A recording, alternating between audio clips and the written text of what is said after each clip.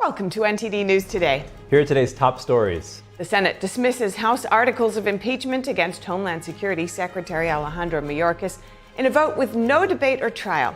We have Democrat and Republican reactions. Former President Trump will be in court today, the latest on jury selection in the so-called hush money trial. House Speaker Mike Johnson bringing his series of new foreign aid bills on the floor, how the Speaker is handling conservative objections and an attempt to oust him. The U.S. and the U.K. imposing a new round of sanctions on Iran in the wake of the attack against Israel. More on the sanctions. The Arizona State House rejected an attempt to repeal a near-total abortion ban set to go into force. What this means for the future of abortion access in the state.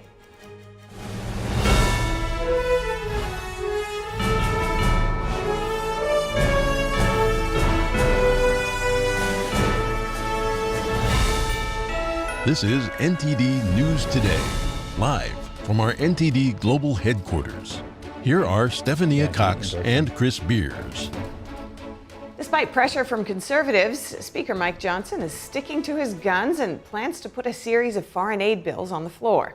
NTD's Daniel Monahan has more on the aid package and an attempt to oust Johnson from his speaker post. I am not resigning. The three-part supplemental package looks strikingly similar to the Senate's bill in several key ways. It includes a little over $9 billion in humanitarian aid for Gaza and other conflict zones around the world, a red line for Democrats. It adds up to about $95 billion in aid, the same amount the Senate bill included, with a change that $10 billion in Ukraine economic assistance is in the form of a repayable loan. Overall, the bill will send around $60 billion to Ukraine, $26 billion to Israel, and $8 billion to the Indo-Pacific. Speaker Johnson says there's no way to move forward without the help of Democrats. This is very simple. I'm operating with the smallest margin in U.S. history. I have a one-vote margin. Conservative GOP members are attempting to oust Johnson over the aid package. They're angered by Ukraine aid and the lack of action on southern border security.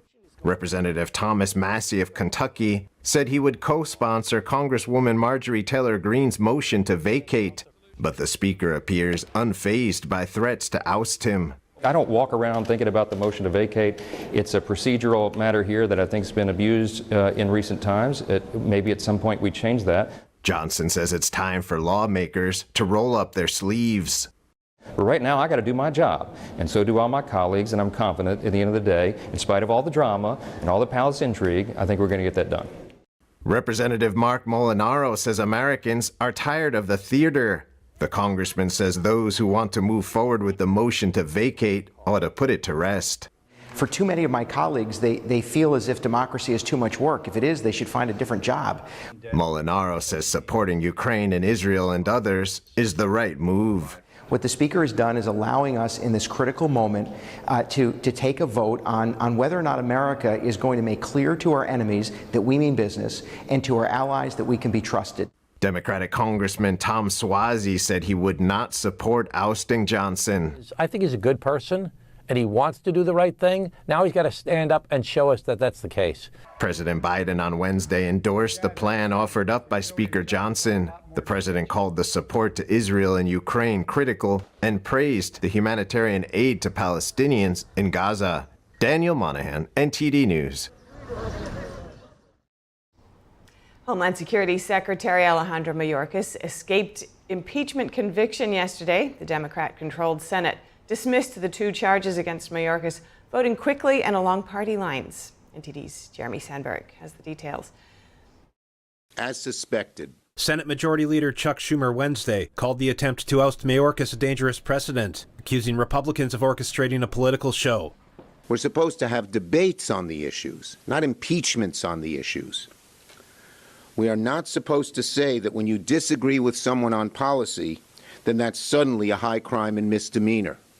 House Republicans introduced two articles of impeachment against Mayorkas last month, one for willful and systematic refusal to comply with the law, and the other for breach of public trust, both stemming from his alleged mismanagement of the southern border. It took 2 rounds of voting for the motion to clear in the House, making Mayorkas the first cabinet secretary to be impeached in nearly 150 years. Its journey in the Senate was far shorter. Both articles were declared unconstitutional by a 51-48 and a 51-49 majority. House Speaker Mike Johnson condemned the Senate vote. The idea that the Senate and under Chuck Schumer's leadership voted on party lines to not even allow the American people to evaluate the evidence is shameful. I think it's a violation of their constitutional responsibility, and I think there'll be a reckoning for all this in the election cycle in the fall. Senate Republican Committee Communications Director Mike Berg echoed this, saying, quote, vulnerable Democrats are going to be haunted by it, referring to those seeking re-election in swing states. Minority Leader Mitch McConnell said the Senate effectively ignored the direction of the House, setting an unfortunate precedent. The White House applauded the Senate's decision. A spokesperson said the chamber rightly voted down a, quote, baseless impeachment. Jeremy Sandberg, NTD News. Joining us now to discuss this is Andrew Arthur, Fellow in Law and Policy at the Center for Immigration Studies. Andrew, welcome. Good to see you again. You have a unique perspective as a former immigration judge. In terms of the legal process, do you think Democrats going straight to a vote without a trial is justified here? Well, it's interesting, Stephanie, because if you look at the Senate's website, it calls impeachment a fundamental component of our system of checks and balances. And it explains that the Senate sits as a high court to consider evidence, hear witnesses, and judge on guilt or innocence to vote or to acquit or convict with respect to the impeachment. None of that happened. Perhaps Majority Leader Schumer should take a look at the Senate's own website. But yeah, no, it sets a horrible precedent because none of those things that are supposed to happen with respect to impeachment occurred. This is regardless of whether the charges against Secretary Mayorkas were strong or weak. The Senate should have done its duty, and if it found that they were weak, it should have clarified that point. If it thought that the charges were unconstitutional, it could have actually helped guide future impeachments by issuing a decision to that effect. None of that happened, Stephanie. And just briefly, could you explain for us what is required by the Constitution in this, and in your assessment, did it meet those requirements? So yeah, the Constitution calls for impeachment based on high crimes and misdemeanors. And again, the Senate website states that those terms are, subject to interpretation, have never been dispositively defined. All of this comes from what the House alleged was Secretary Mayorkas' derogatory duty. That was the first count. And the second count was the untruthfulness of certain statements that he had made before Congress itself, both the House and the Senate, in talking about security at the southwest border. He made any number of statements with respect to that, claiming that the border was secure when it plainly wasn't. Again, I'm not a senator, so I can't say whether or not any of those charges were sufficient to meet that standard, which is why it would have been helpful to our system going forward if the Senate had actually issued a ruling, made a decision on those things. But unfortunately, that didn't happen. Yeah, and just looking back at the legal side of this, Republican senators say that eliminating debate before the vote set a bad precedent. Are you concerned about this? Yeah, no, it's a horrible precedent. Again, when you're talking about what in the Senate terms is a fundamental component of our system and balances, and then you set up a partisan maneuver, stunt, if you would, by which you could simply dispense of the charges of impeachment on a strictly party line vote when the majority supports the person who is attempting to be impeached. That's horrible. It's one that's actually going to come back to bite the Democrats in much the same way that when then Majority Leader Harry Reid did away with the 60-vote threshold for judges, Republicans used that to place 3 conservative justices on the Supreme Court. So, yeah, I mean, again, this isn't the first time that we've seen Democrats dispense with those critical precedents that, guide our congressional system. And inevitably, it never works out for them, but that doesn't stop them from doing it. Now, the White House is pointing to the failed Senate border deal, which had bipartisan support, to claim that Republicans aren't serious about border security. Andrew, let's revisit that deal. In your view, would it have been effective in securing the border? No, actually, Stephanie, and this is the interesting thing. A lot of people talk about the bill. Few have read it. I've actually read it. And what it would have done was it would have codified the very things that the Biden administration is doing that has, led to the chaos at the southwest border. It would have given the secretary unfettered authority to release anybody that he wanted, unlike current law, which says he has to detain everybody, which again was part of the first article of impeachment. Again, people that talk about this bill have plainly never read it, because it would have been horrible. It would have slowed up the system. It wouldn't have made anything any better. And in fact, it would have made everything worse for any future president attempting to actually gain control of the southwest border. All right, good to hear that detail from someone who, as you say, has actually read the text of what was presented and proposed. Polling consistently shows that most people are concerned about the border. What do you think will be the main factors driving the narrative on this before November? And did this impeachment and the Senate vote impact that at all? Yeah, I mean, I'll start with the second question first. Democrats who sit in the Senate now own everything that Alejandro Mayorkas is responsible for. I'm not saying that if he had been replaced, the person would have filed, who replaced him would have followed any different policies. But now Democrats are on the record of supporting Secretary Mayorkas.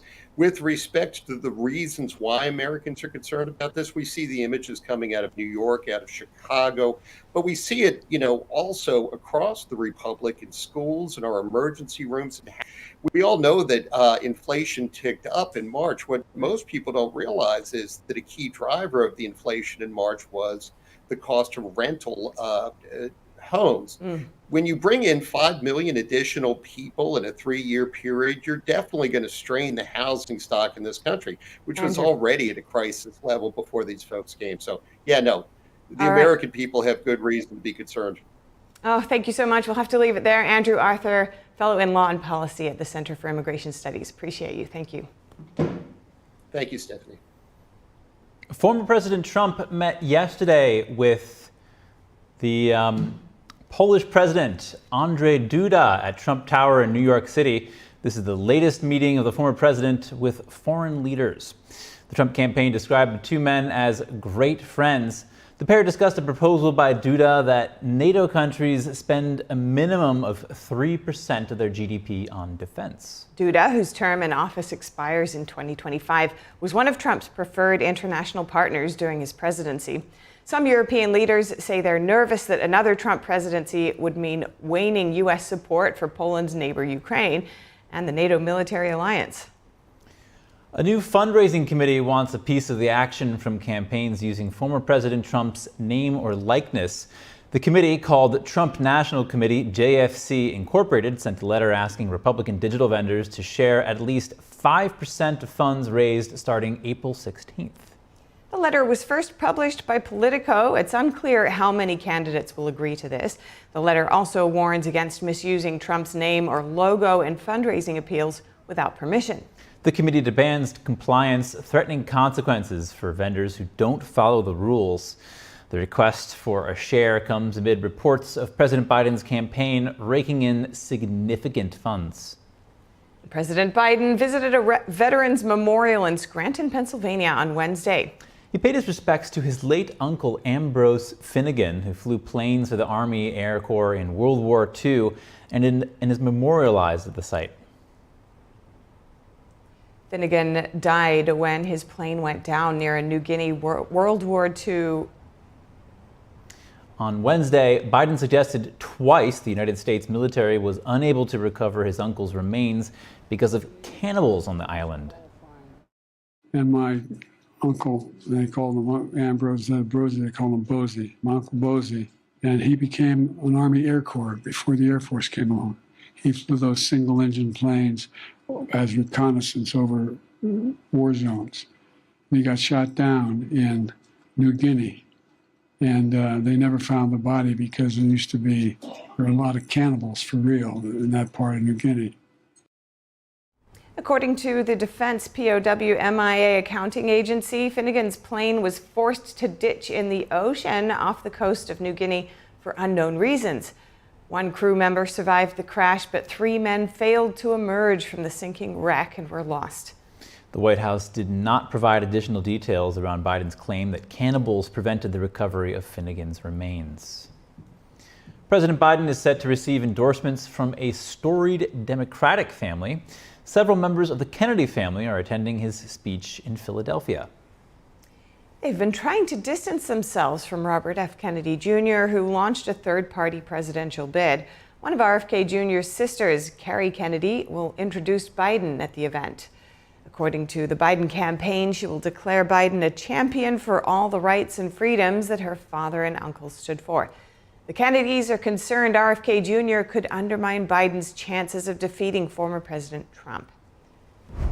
Up ahead, former President Trump will be in court today. The latest on jury selection in the so-called hush money trial. Hunter Biden continuing to fight after a judge last week denied his motion to dismiss 3 gun-related charges. More on a new appeal in just a moment, here on NTD News Today.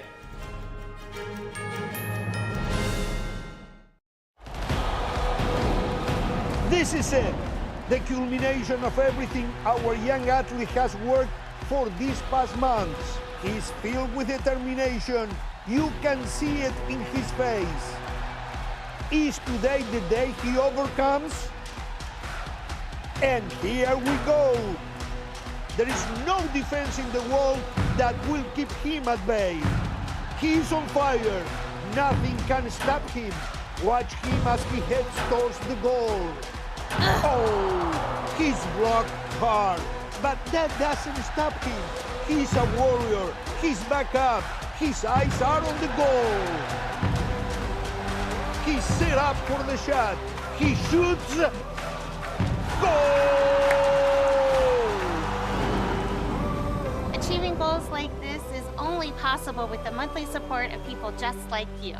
Please call the number on your screen right now and give your monthly support to Shriners Hospitals for Children so other children can reach their goals too. If you give just $19 a month, only 63 cents a day, we will send you your very own Love to the Rescue blanket as a reminder of the love you're giving us.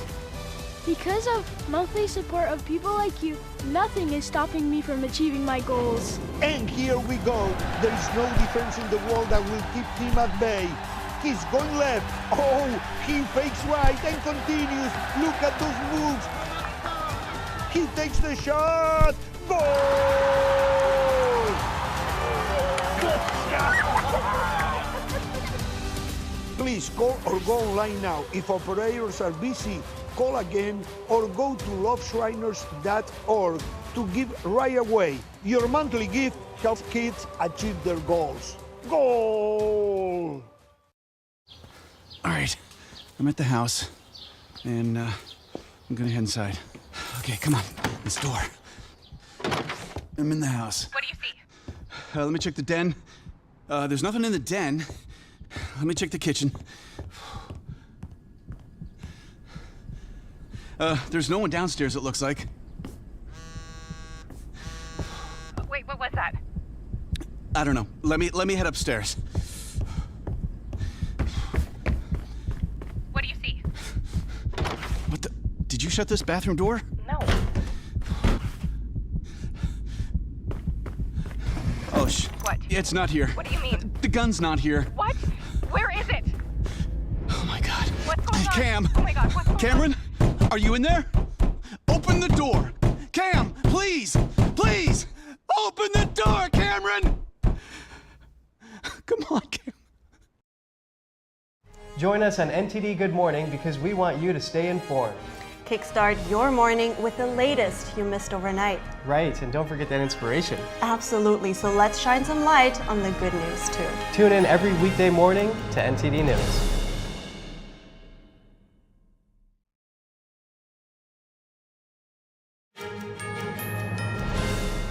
Former President Trump is due in Manhattan court today. Lawyers continue searching for jurors to decide the former commander-in-chief's fate in a historic criminal trial. 7 jurors have already been selected after 2 days of grilling by prosecutors and Trump's attorneys.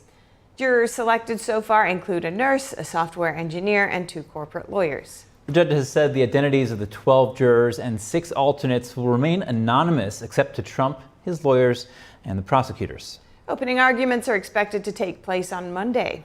Trump has pleaded not guilty to 34 felony counts. He's accused of falsifying records to cover up payments to adult film actress Stormy Daniels. We'll follow this case throughout our broadcast.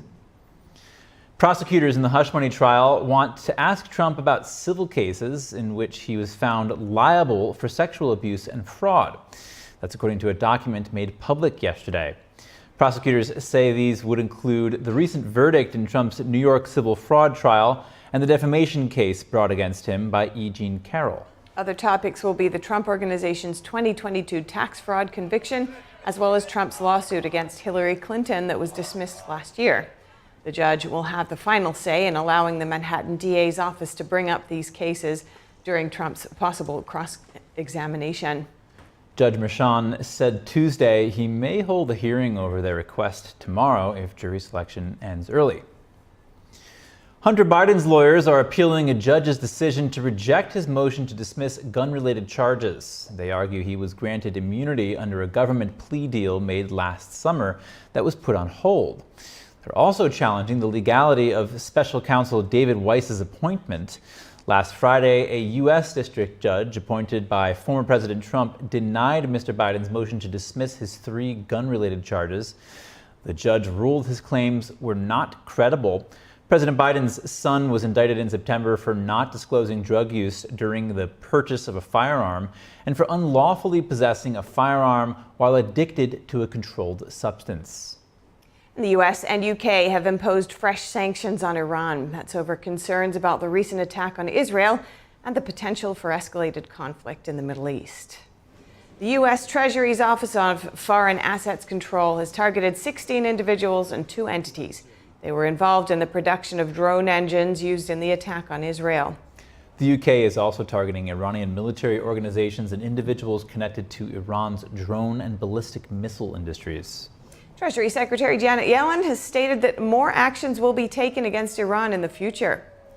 World leaders are urging caution to prevent a further escalation of violence. At the same time, Israel has pledged a response to the Iran attack. Israel's military says it killed and arrested several terrorists during an operation in northern Gaza this week. The IDF says it raided a building complex that included 2 schools in a civilian area in the northeastern strip. The army says it had intelligence that terrorists from Hamas and Islamic Jihad were using the building and civilians inside as a human shield. Israel says it told civilians to leave before the operation. The IDF says fighter jets hit Hezbollah targets in southern Lebanon yesterday.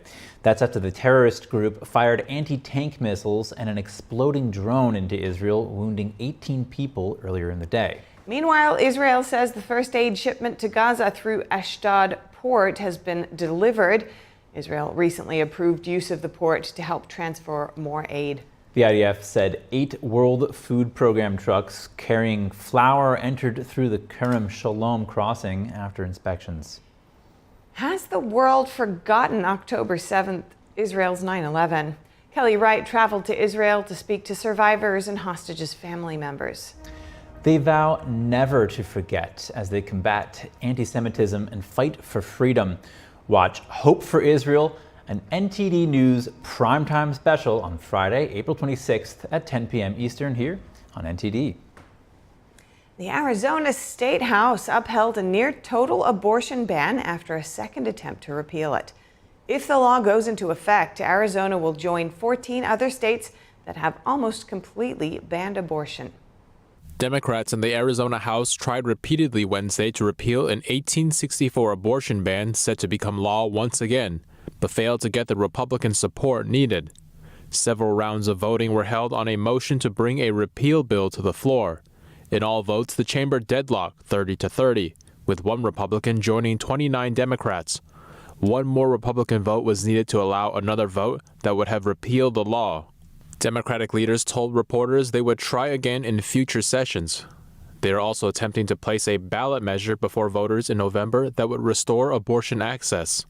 Arizona's Democratic governor condemned the vote, saying there was no excuse for not repealing the ban. This law is so terrible for women in our state. It will have devastating consequences, which is why I called for them immediately to repeal this. They went to the floor last week. The Democrats were ready to do it. The Republicans blocked it last week, and they blocked it again today. The Republican-controlled House stood firm on its decision not to allow the law to be put up for repeal. I understand that we have deeply held beliefs And I would ask everyone in this chamber to respect the fact that some of us believe that abortion is in fact the murder of children. The old law was revived by a state Supreme Court ruling on April 9th, and unless the legislature intervenes, it could take effect within 60 days. It imposes a prison sentence of 2 to 5 years for anyone found guilty of inducing an abortion, except for a doctor who deems it necessary to save the life of the mother. Arizona currently allows abortion under 15 weeks. Coming up, Homeland Security Secretary Alejandro Mayorkas is requesting over $60 billion from the Senate today.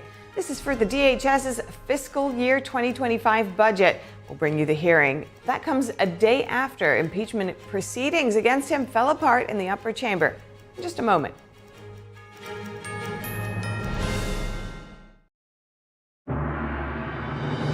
More than just beautiful dance. It's a touch of the divine.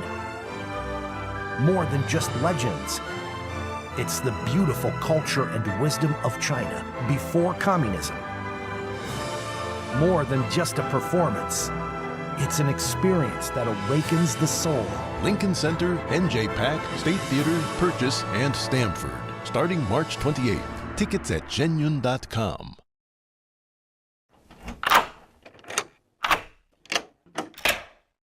I'm Jonathan Lawson. If you're 50 to 85, I have an important message about security. Write down the number on your screen so you can call when I finish. The lock I want to talk to you about isn't the one on your door. This is a lock for your life insurance, a rate lock that guarantees that once you're insured, your rate can never go up at any time for any reason. But be careful. Many policies you see do not have one. But you can get a lifetime rate lock from Colonial Penn. Call this number to learn more. This plan was designed with a rate lock for people on a fixed income who want life insurance that fits their budget and is simple to get. Coverage options start at $9.95 a month, less than 35 cents a day. Act now, and your rate will be locked in for life. It will never increase, guaranteed. This is lifelong coverage that can never be canceled as long as you pay your premiums, guaranteed. And your acceptance is guaranteed, with no health questions. You cannot be turned down because of your health. Call for your information kit and read about this rate lock for yourself. You'll also get a free beneficiary planner. Both are free with no obligation. Don't miss out. Call for information, then decide. Read about the 30-day 100% money-back guarantee.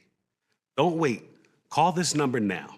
Call now and you'll also get this free beneficiary planner. Use this valuable guide to record important information and your final wishes, and it's yours free just for calling. So don't wait. Call 1-800-357-4821 for your free information.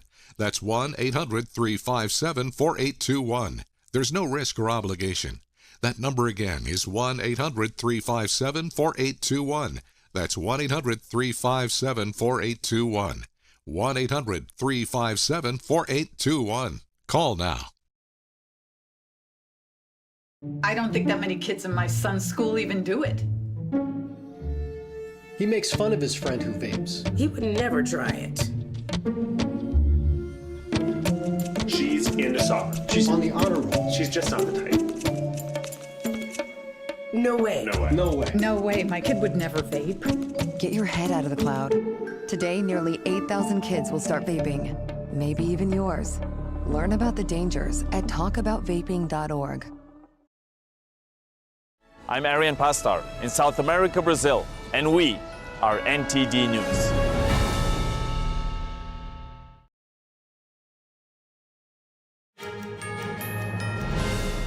Homeland Security Secretary Alejandro Mayorkas dodged impeachment in the Senate yesterday.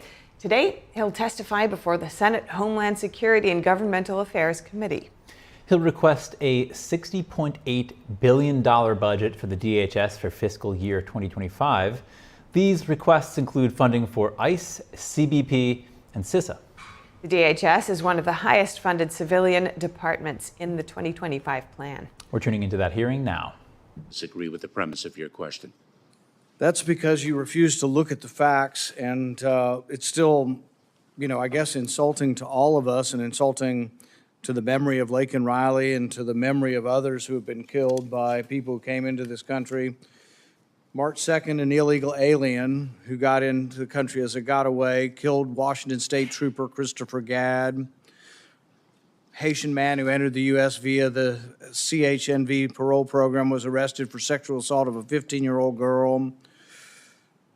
March 21st, illegal aliens in El Paso rushed the fence. You saw that on national television. An illegal alien on March 23rd murdered 25-year-old Michigan resident Ruby Garcia. Chinese national came across the border and illegally breached a military base in California. I mean, the stories go on, and I think a lot of people in America are going to be appalled, that you refuse to answer the questions. Jose Ibarra, was it lawful to parole him? Was it lawful to let him in the country because you say the camp's full? Ranking Member Paul is a former federal prosecutor for 12 years.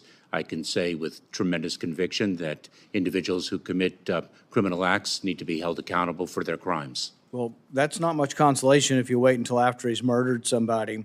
See, part of the problem is, and I think people would be aghast to know this, that when you come in, you just give people your name, right? It's the honor system. There may be some databases you check, but certainly most of the domestic crimes in Venezuela probably are not in any kind of international database.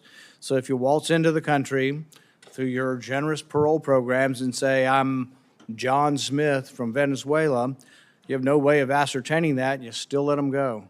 So you say, well, we're going to make sure that they're not a violent criminal. You have no way. You look in some databases, maybe they're not in the database, but you have no way of even knowing that that's their name.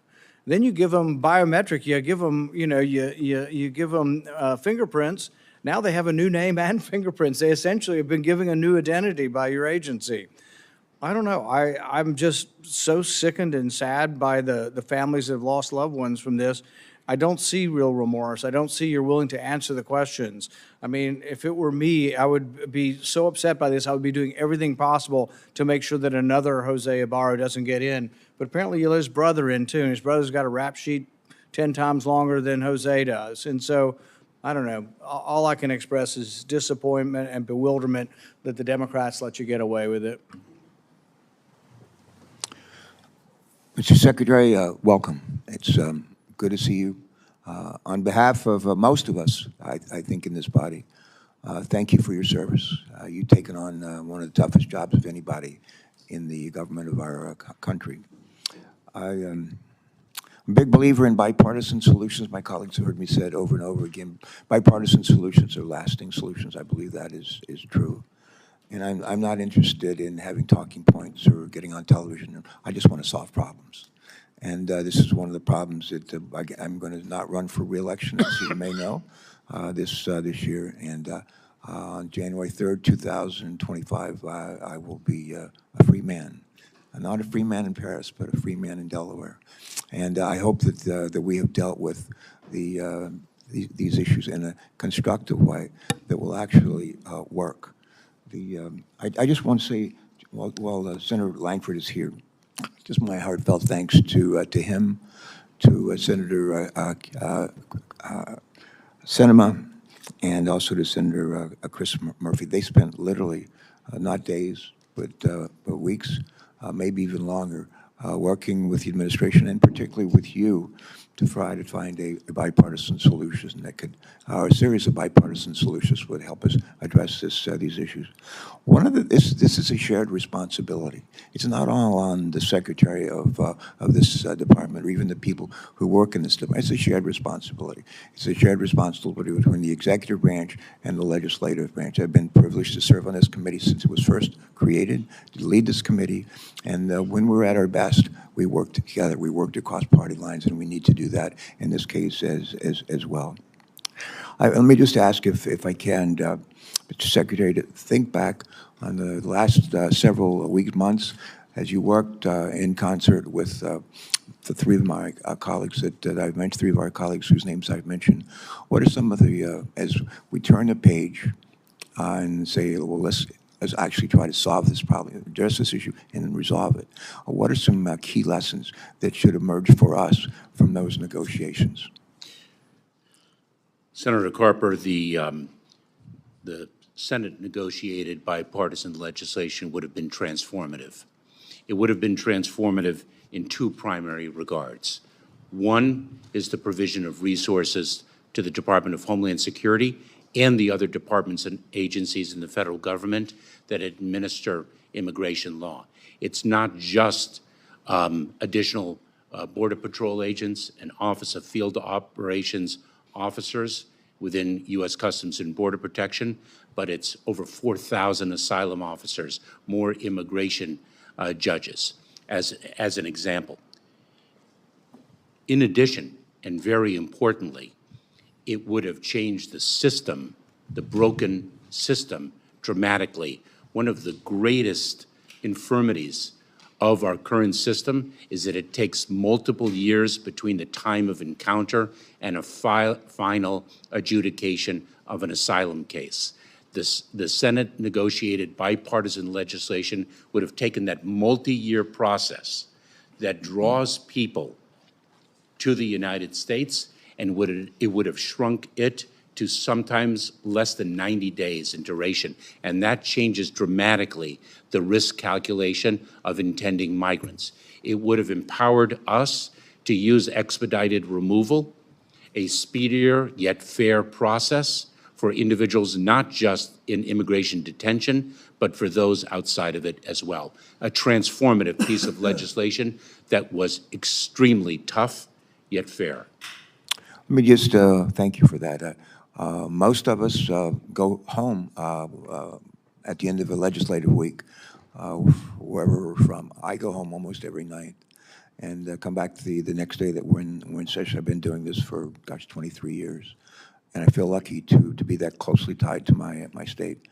One of the things I do, I suspect our colleagues do as well, the days that we're not in session, I'm all over Delaware. We have only three counties. We have 1 million people, and we have a county day for each county during the week. And I visit businesses large and small. I visit schools, medical facilities, and so forth. But one of the questions I ask at these visits, I call them customer calls. I ask, how are you doing? I ask, how are we doing in Congress? And what can we do to help?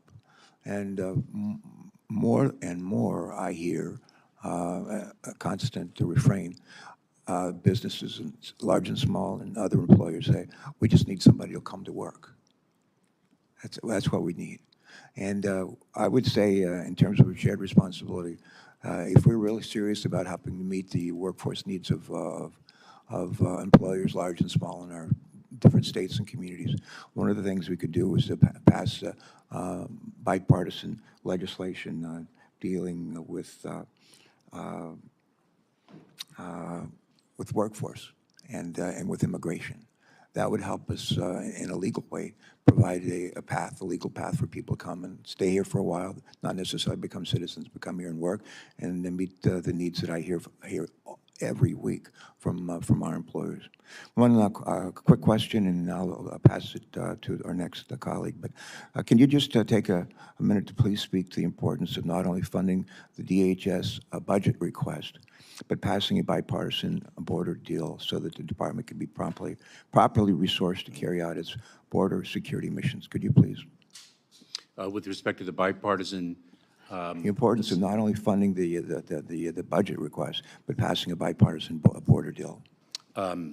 As Senator, as I articulated before, it would add significant resources to our department that are significantly needed, not just at the border, but in the asylum process, so that we can adjudicate those cases more rapidly and remove individuals who do not qualify for relief within a shorter period of time. And that has a dramatic impact on flows to the border. Good, thanks. And the last thing I would say before I turn it over to Senator Johnson is just a heartfelt thank you to your family. I can't imagine what it's been like for them to go through this literally the last 5-6 years, but thank you to all of them. With that, when I drink it, the first thing was I feel the warmth in my tummy. It's kind of like gently radiating out, a kind of a very comforting warmth. And it was really good, actually. I felt much better. I did feel, actually, the effect. And I find that it is actually better when I take it regularly. It's actually steamed and dried 9 times. And so it's really, the essence is really extracted. Then the second time, I tried it really like on an empty stomach and just 2 teaspoons of it and over a few times. And wow, that was a big difference because suddenly I could feel, wow, I was very good energized. I didn't have to eat. I could work outside in the garden for a couple of hours and I still felt very well. And I was impressed by that. So I think it's a good product. When I started MyPillow, it was just a problem solution, one product company. Well, since then, with the help of my dedicated employees, we now have hundreds of products, some you might not even know about. To get the word out, we're having a $25 extravaganza. 2-pack multi-use MyPillows, $25. MyPillow sandals, $25. And for the first time ever, our 6-pack towel sets, you guessed it, just $25. Our brand new 4-pack dish towels, $25. And I've never done this before. Premium MyPillows with all new Giza fabric, any size, any loft level, even king size for only $25. And there's so much more. So go to MyPillow.com or call the number on your screen. Use your promo code for our $25 extravaganza. Order $75 and over, your entire order ships absolutely free. The tempting online world is encroaching on our campus. Is unplugging cables and confiscating phones the solution to protect our children? No, we just need a clean multimedia platform. Join Ganjing Campus to leverage premium channel features, professional development courses, and kindness event toolkits tailored for teachers. Build a truly positive and interactive classroom community. Foster a pure and delightful learning environment for children.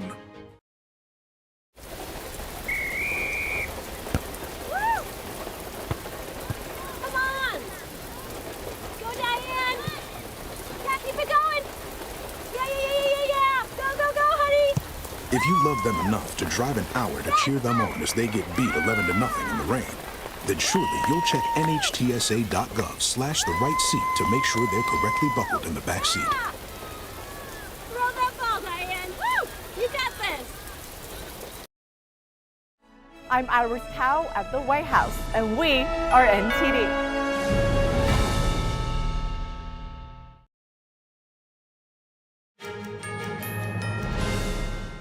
We're coming back to a Senate hearing where Homeland Security Secretary Alejandro Mayorkas is requesting $60.8 billion for the DHS for fiscal year 2025. His budget requests include funding for ICE, CBP, and CISA. This comes just a day after impeachment proceedings against him were shot down in the Senate. Let's watch. Senator. In these crimes, I mean, your open border policy has aided and abetted the murder of Americans, the rape of Americans. There are people have lost their loved ones because of this catastrophe, this open border policy. Do you have any remorse? Do you have any regrets? Senator, 2 points. One, very importantly, all of our hearts break for the victims of these heinous crimes and their loved ones. Secondly, the criminals who committed those crimes are responsible for their criminal conduct. They wouldn't have been into this country had you not allowed them in through your open border. Do you ever call up the families of the crime victims? Do you ever talk to Laken Riley's family? Senator, as I stated previously, all of our hearts break for the loved ones of those who have been lost at the hands of criminal conduct. Good. Okay, so your heart is broken. Do you have regrets? Do you admit your culpability here? Do you admit that your actions have resulted in the deaths and the murders and the assaults of thousands of Americans? I've got the CBP statistics here. Assault and battery up 5.7 times over the last few years what it was in 2020. Homicide up 17 times. Again, these are from keep people in this country illegally. Sexual offenses up 2.5 times. Again, that's the direct result of your actions, of President Biden's actions. Quite honestly, of actions of Democrats in the Senate who refused to vote to complete the wall, which would have helped. It's not the full solution. The full solution is actually having a president and Secretary of Homeland Security that wants a secure border. Our problem is we have a president, a Secretary of Homeland Security, Democrats in Congress, who want an open border that caused this problem, and they won't admit it. They won't admit it. President Trump had the authority, used that exact same presidential authority to open up the border. Now you refuse to secure the border. And by the way, this bipartisan bill, let me paraphrase, pretty accurate quote of Senator Schumer to Politico. He said, we were playing chess, they were playing checkers, and we got our Ukraine funding. And we're in a lot better shape than we were 3 months ago on the border. You weren't negotiating to secure the border. You were negotiating for political cover for yourself, for President Biden, or for the Democrats in the Senate and Congress. That's what you were doing. You were not serious. If you were serious about securing the border, you could have done it.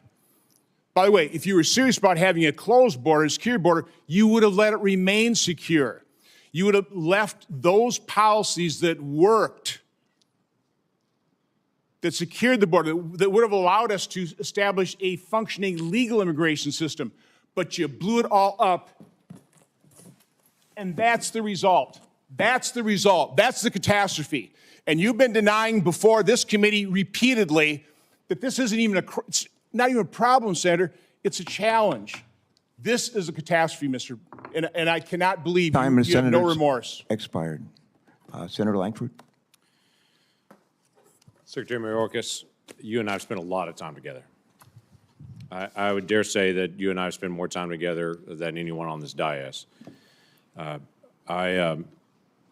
You and I both know there are things the executive branch can do, and there are things that Congress can do to be able to attack this. The challenge becomes trying to get those things implemented to be able to do it. There's a rumor that's out there that the administration's considering a change in 212F authorities, and that there may be some new executive authority used during this time period. Can you give us some insight of what that might be and what is under consideration? Senator, I'm very proud of the time that we spent together negotiating what would have been a transformative solution to our broken immigration system. We in the government consider consistently all the time what options are available to us. That is the responsibility of good government. We have not made any decisions that I'm in a position to announce today, but I can assure you that we consider all the options before us in executing our responsibilities to the American people. You have an idea of a time period when that might be implemented? I know you're making some considerations on that. When would we know? There has been no decision made yet. I don't have a time frame to present to you. There were clearly, as Senator Johnson mentioned, there are clearly differences in how President Trump enforced the border. There's also differences in how President Obama enforced the border than how it's currently being done now through the same executive authorities of things that are out there. The negotiated agreements with Guatemala, Honduras, and El Salvador at the time that President Trump had achieved, we don't have that same kind of agreement with them. I've had some Guatemalan leaders that have reached out to me and said, we want to reestablish some of those same type of agreements that are there to be able to get that. We don't have some of the same enforcement mechanisms. I know the court stepped back in and said the Remain in Mexico, the MPP, we've got to be able to reinstitute. The facility was changed on it, but the enforcement is different. There are differences that are there. I think what needs to be done here is President Biden, DHS, to use all the levers that you have to be able to enforce the border, as President Obama did and as President Trump did. This Congress also has a responsibility as well. What we had negotiated together was doubling the number of deportation flights, dramatically increasing the number of detention beds, increasing agents, increasing officers, increasing the number of immigration judges, increasing asylum officers, changing the definition of asylum so that there's a more rapid turnaround in that process, changing the process for expedited removal so that you're not hamstrung with some of the court decisions that have been made in the past. All of those things were dramatic changes that Congress needs to do. So I've been hard on members here to say we've got work that we've got to do. But you and I have had frank conversations as well to be able to say there are things that the administration can do. I encourage State Department to be more focused on recalcitrant countries and turning people around. I encourage Department of Justice to be more clear on enforcement of things that they're not doing either right now. But the frustration that you hear from the dais here is a sense that, yeah, Congress has things that we need to do, but we don't feel like State Department, DOJ, and DHS is using every tool at their resource. So I would tell you, we're eager to see the 212F and what is being determined at this point and what can be done, because this last number I saw, I think we had about 5,800 people that crossed yesterday. And so obviously that's an intolerable number for everybody on it. If I can ask a quick question as well, you and I have talked several times about special interest aliens. This is a different group out there that's been difficult to get information about. It's a group that DHS has defined for a while as folks with a potential for a national security risk. We understand there are thousands of individuals that have been designated as a special interest alien, but we can't get any information on it. This committee that has the oversight has had one briefing on it, and it was last year. That was a bipartisan briefing, and Senator Sinema and I worked for months to be able to get that one classified briefing on it. Since that briefing time, we've asked for follow-up, and we've gotten nothing on it to get details. How many special interest aliens? Where are they coming from? What are the details on those? These are folks that your team has identified as a potential national security risk. We don't know how they're being handled, but it is our understanding thousands of them are being released. Can you give us any clarity on that, and can you give us a time that we'll be able to get access to that information about those folks? Senator, I'm very disappointed to hear that you feel that we haven't provided you with the information you've requested with respect to special interest aliens. I will work with my team to ensure a briefing of those of you who are interested in this very important subject in an appropriate setting. Great. We have followed up. I have a list here of the number of requests. We've had 6 formal requests to your office just this calendar year, and every time we've not received an answer to it. So we absolutely need more information about this, because that's a very special concern to us to try to figure out how do we actually get that resolved. On the budget request that's coming out, when you and I worked on the supplemental piece, we included funding for 50,000 detention beds and for deportation flights to be dramatically increased. Part of the issue was, obviously, if we're releasing people, especially single adults, it just increases the number of people that are coming. If we don't turn people around, there aren't immediate consequences, then more people just come because there's a delayed consequence, which is really no consequence. So my question is, in the budget request, we're to 34,000 beds for budget request. Why that number when we know we could get up to 50,000, or at least to 40,000 we could get up to? Why a lower number in a budget request rather than the number that you know you need? Senator, you know, the budget is, of course, presented under the context of the Fiscal Responsibility Act. Our 2025 budget was presented before the 2024 budget was enacted. We fully support the 41,500 detention beds that were presented in the fiscal year 2024 budget. I continue to believe that in the context of the Senate's bipartisan legislation, the 50 or 55,000 beds was an advancement in our efforts, and we look forward to working with this committee and Congress on funding the detention beds that are needed. I hope that's so. We've got to be able to get that resolved. That's a serious issue that only Congress can resolve, but we've got to be able to implement. We need the White House to also make the request on it. One last thing I'll just ask for the record, if you don't mind, Mr. Chairman, on this. DHS Ombudsman for Citizenship and Immigration Services found this statement: the parole programs that are currently being used at our southern border that are allowing more people to come in, the parole programs require diverting funding and employee resources within USCIS from other immigration programs. We've experienced this in our office. It's become harder for legal immigration. And the Ombudsman is saying it's because some of these resources are being funneled to the border processing parole there. Love to have a statement back from your office in writing on if that's true, what's being done to be able to change it. If it's not true, why is that not true? Thank you, Senator Langford, and I appreciate trying to stay on that timeline. I appreciate that. For those of you who weren't here, we have our colleagues are all trying to. Everybody wants to ask questions. Everybody is scheduling tightly, so if you try to stay to your time, I would appreciate that. Senator Romney, you're recognized for your questions. Thank you, Mr. Chairman. Mr. Secretary, in the last 3 1/3 years, during your term, there have been more illegal aliens released into the country than under the 4 prior presidents combined. I know there may be some in the country that applaud that.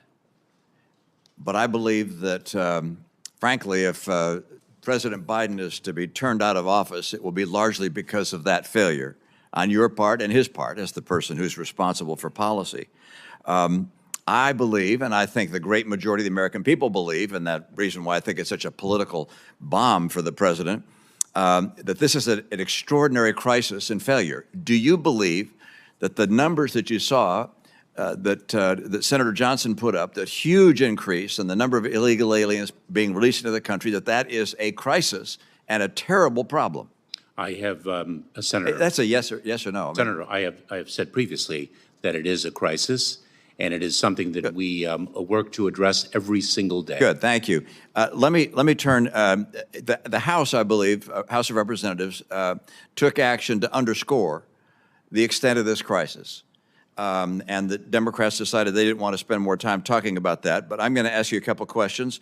They're not intended to be hostile, but the House said that you lied when you said to the House in a hearing that the border was secure. Why did you say the border was secure? Was that a lie? What do you mean by that? Senator Romney. For round-the-clock original news coverage, visit us at ntd.com or download our NTD app. Stay with us and we'll bring you more in the next 2 hours. If you're watching this, I didn't make it. Thanks to people like you and the American Heart Association, my family never had to see this video. I was a healthy 47-year-old, no symptoms. But then my doctor discovered I had a bad heart valve that was beyond repair. The scariest day of my life was when I was sitting on a gurney as I looked and my wife was at my side. And my kids had me surrounded.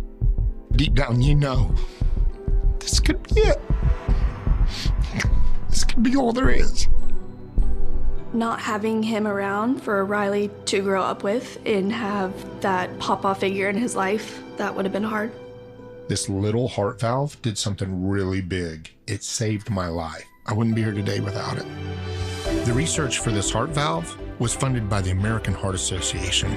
And that's why I'm asking you to become a monthly donor for just $19 a month. When you do, you'll help fund the next medical breakthrough that could save your life or the life of someone you love.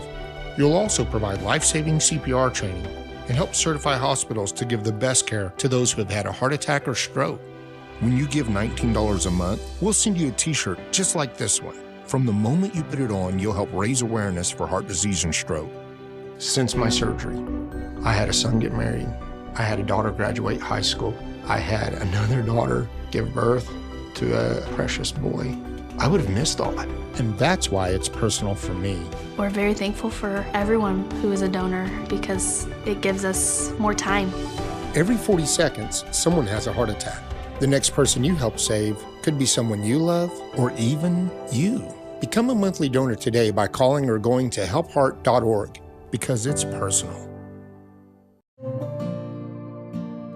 Imagine a coffee that cares for your health. Expertly fermented with a 50 enzyme complex to enhance flavor and remove bitterness. Small batch roasted to a decadent medium dark, resulting in a brew that is gentle on digestion, low acid, and up to 90% less caffeine than regular coffee.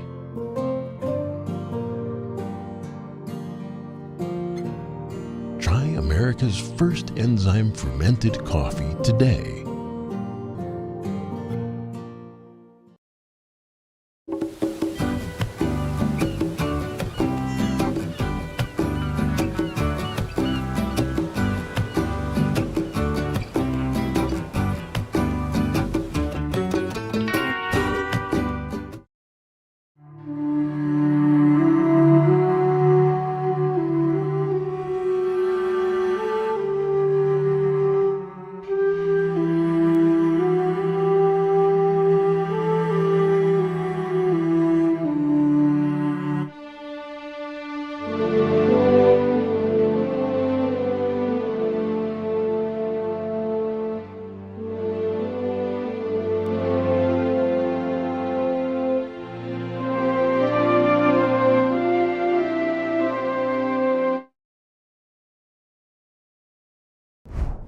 Welcome to NTD News Today. Here are today's top stories. Israel, Ukraine, and Taiwan could get new funding from the U.S. in the form of foreign aid, pending new bills before the House. Lawmakers today scrutinizing the details of Speaker Johnson's 5-part plan. A juror in former President Trump's hush money trial was excused. Find out why and how the judge responded. New information about the alleged killer of nursing student Laken Riley, how he got into the country, and why Homeland Security could be to blame. A pair of new reports shed light on a range of problems contributing to the deadly Maui wildfire disaster. Find out the details. America's debt problem and high interest rates could wreak havoc on the world's financial stability. Find out more with NTD's Don Ma, host of Business Matters. China says its GDP grew by more than 5% year on year in the first quarter, but some calculations seem to cast doubt on that figure.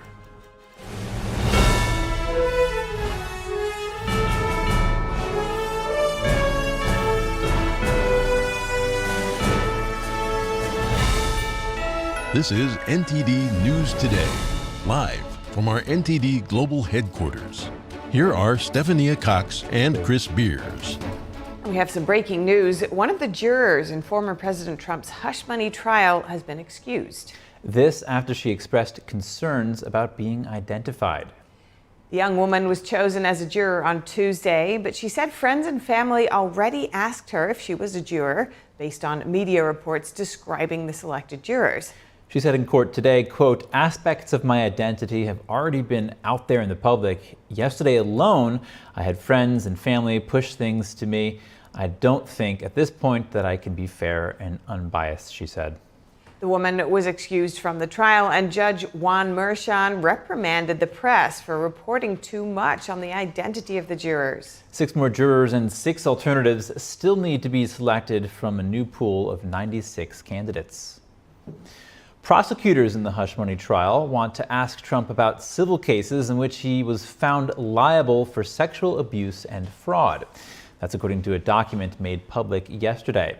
Prosecutors say they would include the recent verdict in Trump's New York civil fraud trial and the defamation case brought against him by E. Jean Carroll. Other topics will be the Trump Organization's 2022 tax fraud conviction, as well as Trump's lawsuit against Hillary Clinton that was dismissed last year. The judge will have the final say in allowing the Manhattan DA's office to bring these cases up during Trump's possible cross-examination. Judge Merchan said Tuesday he may hold a hearing over their request tomorrow if jury selection ends early. And the House could vote on a set of bills to provide foreign aid and potentially ban TikTok as soon as Saturday. They stand a good chance of passing now that 2 powerful and unexpected allies are uniting behind them.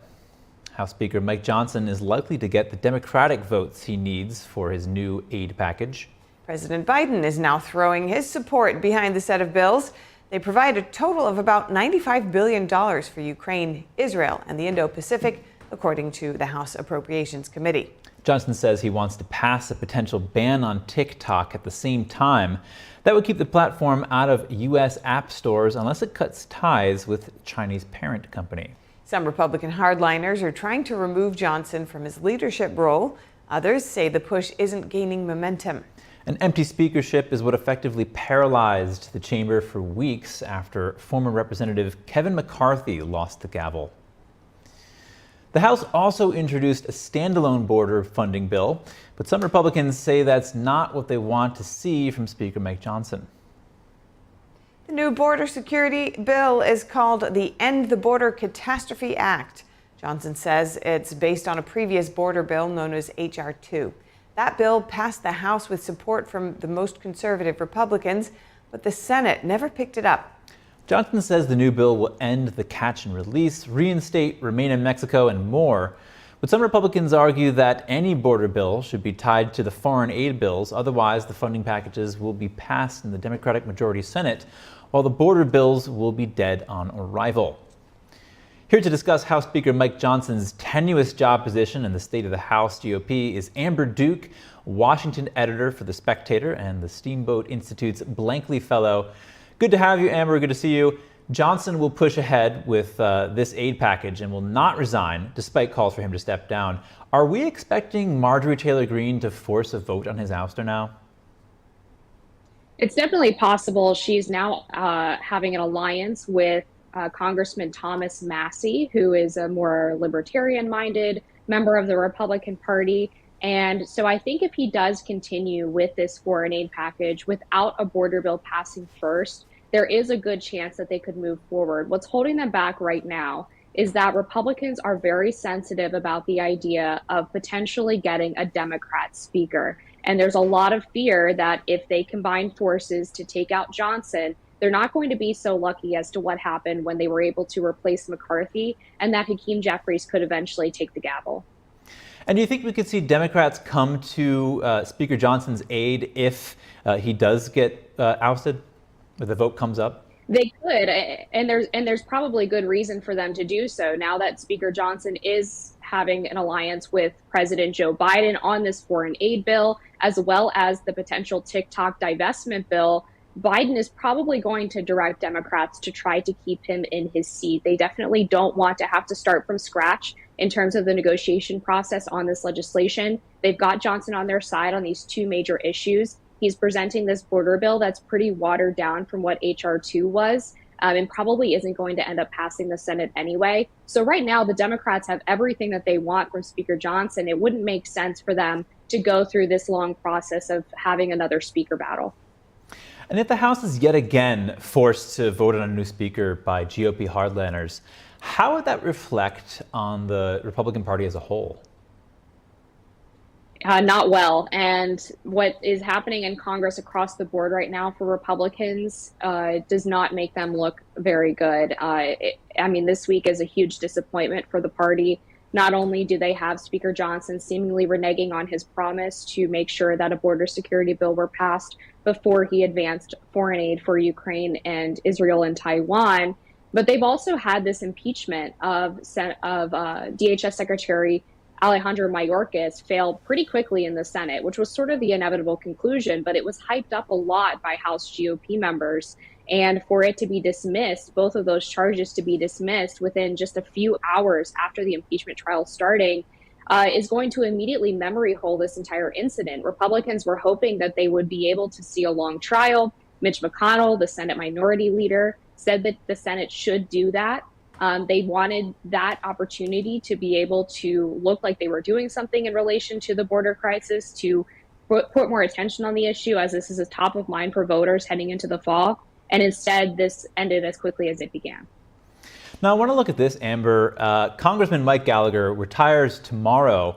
After that, the Republican Party will have the slimmest majority in the House ever, with just, in modern history, with just one vote majority. How could that affect the dynamics in the House?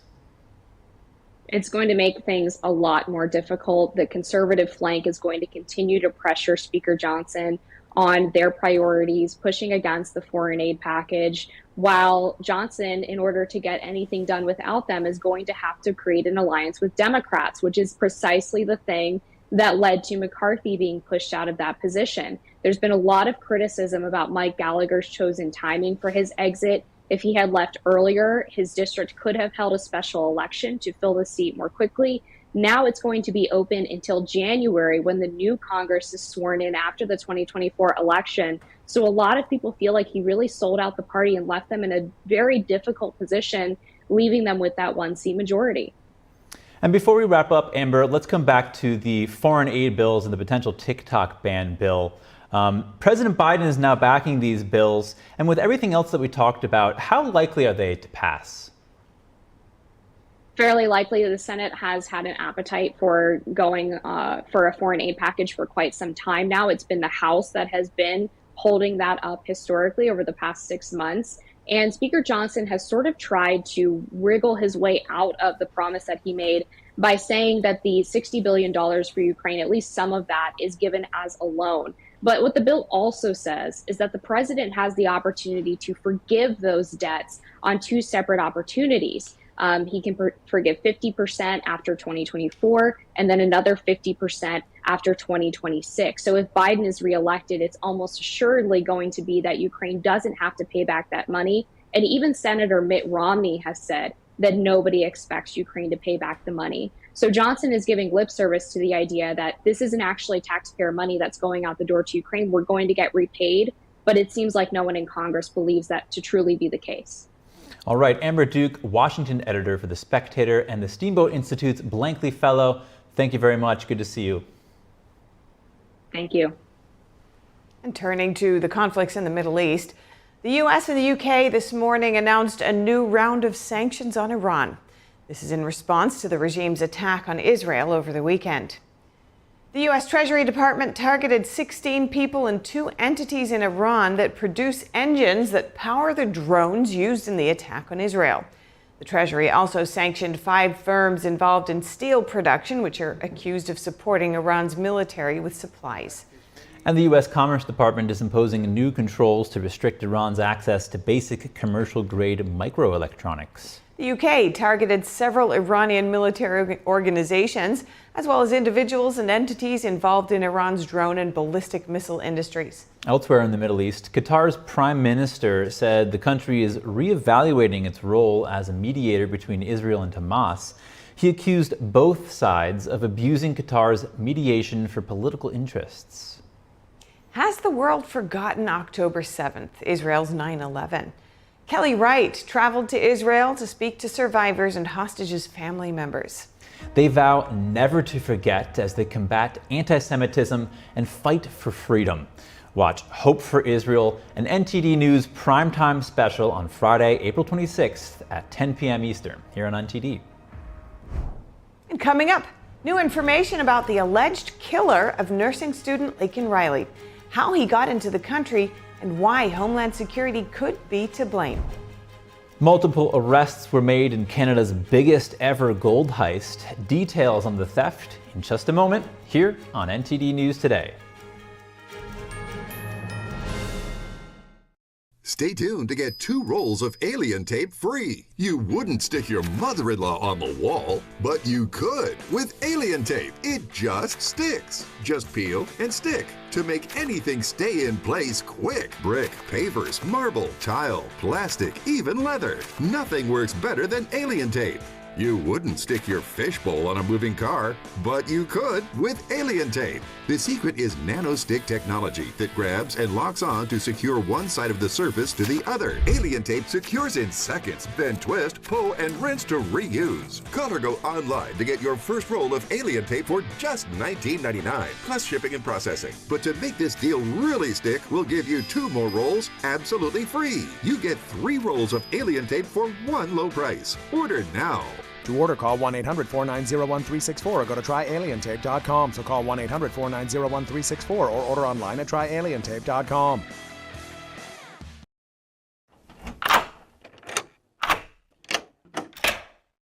I'm Jonathan Lawson. If you're 50 to 85, I have an important message about security. Write down the number on your screen so you can call when I finish. The lock I want to talk to you about isn't the one on your door. This is a lock for your life insurance.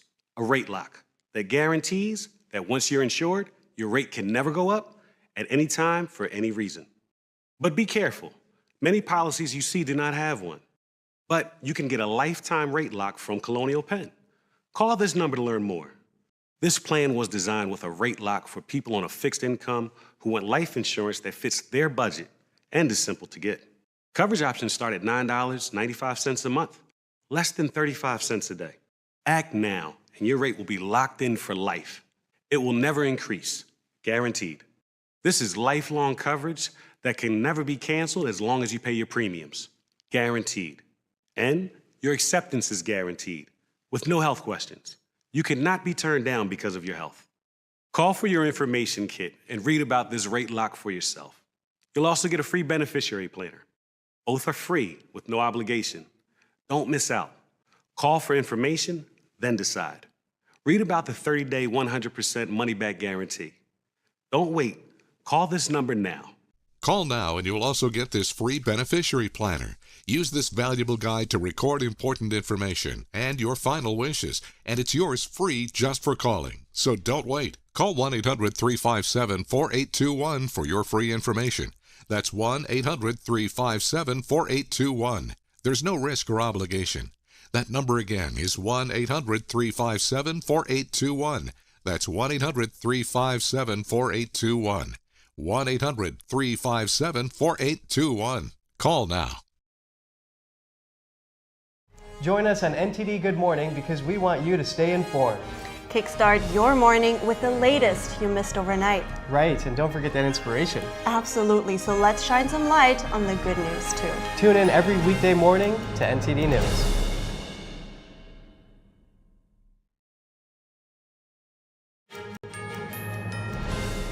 Welcome back. A new report on the Maui wildfires says the emergency response faced some big challenges, especially in communication. In August of last year, wildfires tore through Maui, leaving devastation in their wake. The report, commissioned by the Maui Fire Department, highlights issues like limited resources and poor communication. It says some staff weren't kept in the loop about the worsening situation. There were problems with using apps like WhatsApp for updates, and not enough resources were in place despite warnings. The reports also say the island had poorly stocked fire engines and a lack of mutual help agreements between countries. Equipment was limited as well, including fire hydrants that began to lose water supply. And continuing with the wildfires, another report from the Hawaii Attorney General was released on Wednesday. It says the head of Emergency Management Agency dragged his heels about returning to the island amid the unfolding crisis, and adds that a broad communications breakdown left authorities in the dark and residents without emergency alerts. Communications problems were also encountered by the Hawaiian Electric Company.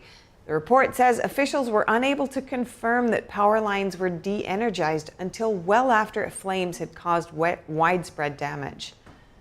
And the suspected killer of nursing student Laken Riley was allegedly paroled into the U.S. illegally. Republican Senator Lindsey Graham shared the information yesterday. Graham cited Homeland Security records at a Judiciary Committee hearing on April 17th. The senator says the suspect was released due to a lack of detention capacity at the Central Processing Center in El Paso, Texas. He added, quote, he wasn't granted parole because he provided a significant benefit to the country or that he had a humanitarian need as the law requires. The suspect was paroled in 2022.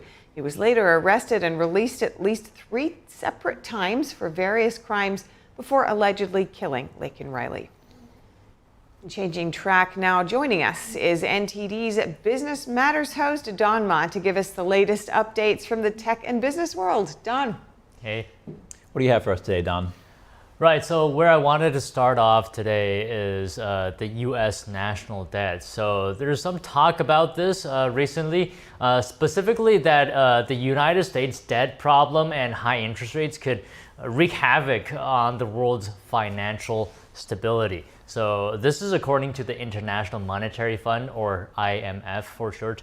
The U.S. government's rising debt and high interest rates could potentially cause borrowing costs around the world to spike, and a spike in yields on U.S. government bonds are associated with surges in government bonds elsewhere in the world as well. This is all according to the IMF, by the way, and the agency said that it puts pressure on global interest rates and pushes up the cost of borrowing worldwide. It doesn't look like the U.S. interest rates are coming down anytime soon from the Federal Reserve, and Fed officials have signaled that rates, could potentially stay higher for longer due to persistent inflation. The IMF warns that this as well could cause investors around the world to start selling off financial assets, including stocks and government bonds. So the IMF's warning only adds to concerns that the broader consequences of ballooning U.S. government debt, which, by the way, the Treasury Department puts at nearly $35 trillion. Wow, so tell us about the recent layoffs at Google next. Yeah, let's switch gears a little bit here and talk about what happened there. So Google said it terminated around 28 employees after some staff actually participated in protests against the company's cloud contract, with the Israeli government. So the Alphabet unit said a small number of protesting employees entered and as well disrupted work at a few unspecified locations. Google said it concluded that individual investigations and found that resulting in the termination of the 28 employees, and they're going to continue to keep an eye on this and take more action if it is needed. So workers, on the other hand, who were affected by what happened here, they're saying that from their view, they're calling it a flagrant act of retaliation, and said that some employees who did not directly participate in the protests were also impacted, were also among those who were fired. So protests at Google, by the way, is not something new, actually. So if we look back in 2018, workers successfully pushed the company to shelve a contract with the U.S. military. Oh, an interesting piece of history there. Okay, thank you so much, Don. Thank you. Don Ma, thank you. 6 people are now in custody in what is known as the biggest gold heist in Canadian history. 3 others are still wanted. They plundered $16 million in gold and currency. Here's the story. It's being called the biggest gold heist in Canadian history. Authorities there and in the U.S. said Wednesday 6 people were arrested and 3 more are still being sought after $16 million worth of gold and currency were stolen from cargo arriving from overseas. Regional police in Ontario named 9 suspects and say they face 19 charges. At least 2 were Air Canada employees. 5 suspects were arrested in the country and released on bail, while 1 suspect was arrested in Pennsylvania with firearms and remains in U.S. custody. Police have issued Canada-wide warrants for the other 3. Air Canada suspended 1 employee charged in the theft, while another had already left the airline before the charges were announced. The authorities found more than 2 pounds of gold and approximately $315,000 worth of Canadian currency. They also found more than 60 firearms believed to have been bought with the stolen money. Following the heist, a Miami-based transport and security services provider Brinks sued Air Canada in October, alleging negligence and carelessness. Brinks had been hired by Swiss bank Raiffeisen Schweiz and precious metals refining company Valcambi to move the valuables from Zurich to Toronto. Washington is warning China against helping Russia with the war in Ukraine. The State Department said it believes China is helping Russia ramp up its defense production. Specifically, the PRC is providing Russia with significant quantities of machine tools, microelectronics, optics, UAVs, and cruise missile technology, and nitrocellulose, which Russia uses to make propellants for weapons. The spokesperson added that Moscow has suffered significant setbacks due to sanctions from the West, yet Beijing's support is enabling Russia's war in Ukraine. He said the tools and technology from China are filling critical gaps in Russia's defense industrial base. The warning comes as foreign ministers from G7 countries meet in Italy to pledge their support for Ukraine. G7 countries are some of the world's richest economies, including the US, UK, Canada, France, Germany, Italy, and Japan. U.S. Secretary of State Antony Blinken is set to visit China next week. He's expected to raise the issue of China's support for Russia during his trip. The U.S. has already spoken with Chinese diplomats and sanctioned relevant firms in China. China said its gross domestic product grew by over 5% in the first quarter from a year ago. But did Chinese authorities do their math right?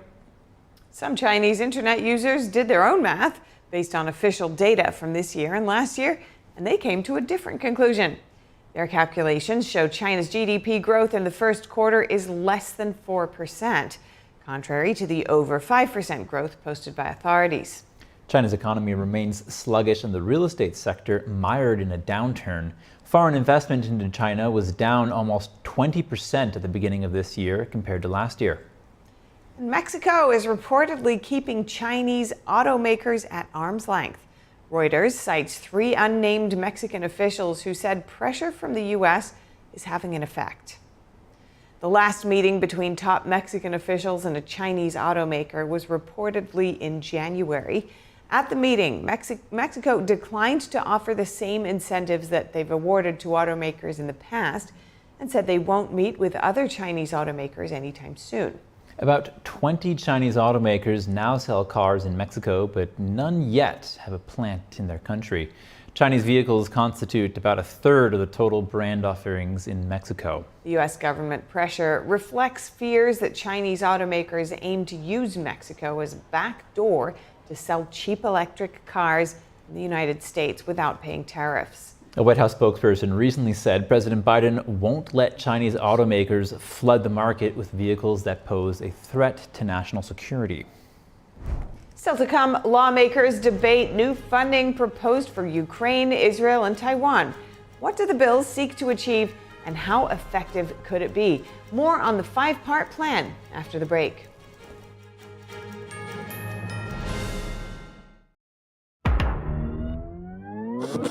Tired of scrolling Netflix?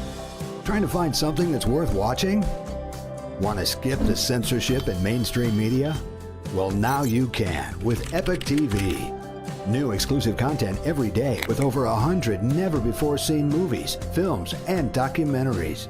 Available and streaming now at your fingertips. For a limited time now, you can get 60% off Epic TV by subscribing or upgrading to a yearly plan.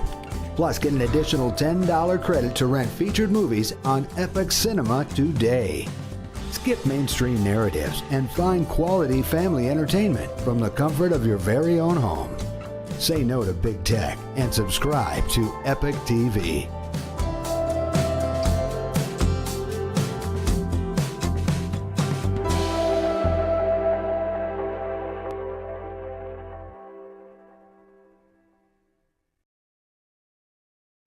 Presenting the heritage of traditional Chinese martial arts, fostering martial ethics, and reviving the true tradition.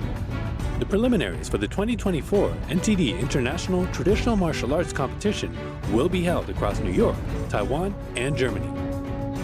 The grand finals will be broadcast live online worldwide in August 2024. For more information, please call 1-888-477-9228.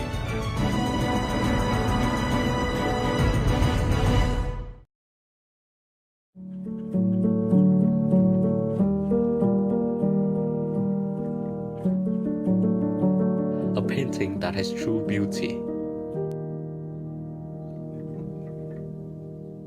I imagine it's like a door.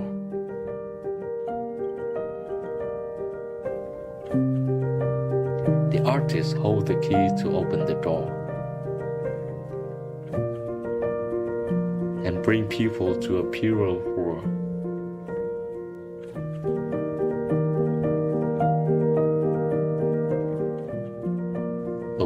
Where people are more compassionate.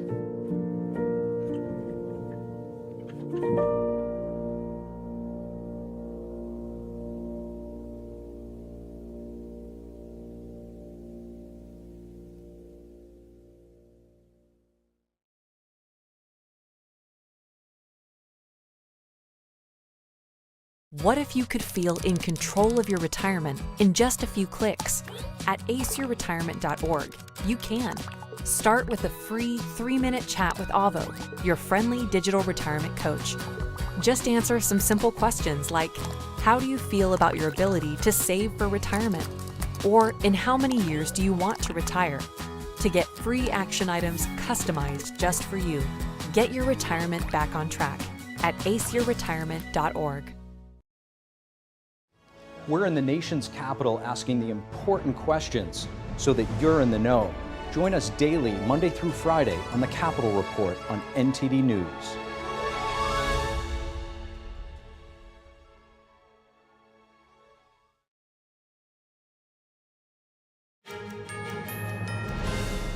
House Speaker Mike Johnson's new proposal for sending aid to Israel, Ukraine, and Taiwan is under scrutiny today. The plan is split into 3 different bills, and another bill would seize Russian assets, force a TikTok sale, and impose sanctions on Iran. Let's tune in to what the lawmakers are saying. Good morning, everyone. Thanks for joining us.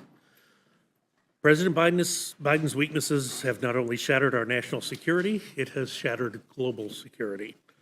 From the disastrous retreat in Afghanistan to an unprecedented attack on our greatest ally, the president's weakness has created a state of affairs that was unthinkable just a few short years ago. America and our partners deserve far better. House Republicans have warned President Biden time and time again of a simple truth: weakness invites aggression. He obviously did not listen. But don't take my word for it. Take the word of President Obama's former Secretary of Defense and President Bush's former Secretary of Defense, Secretary Gates, where he said Joe Biden has been wrong on nearly every major foreign policy and national security issue over the past 4 decades. End quote.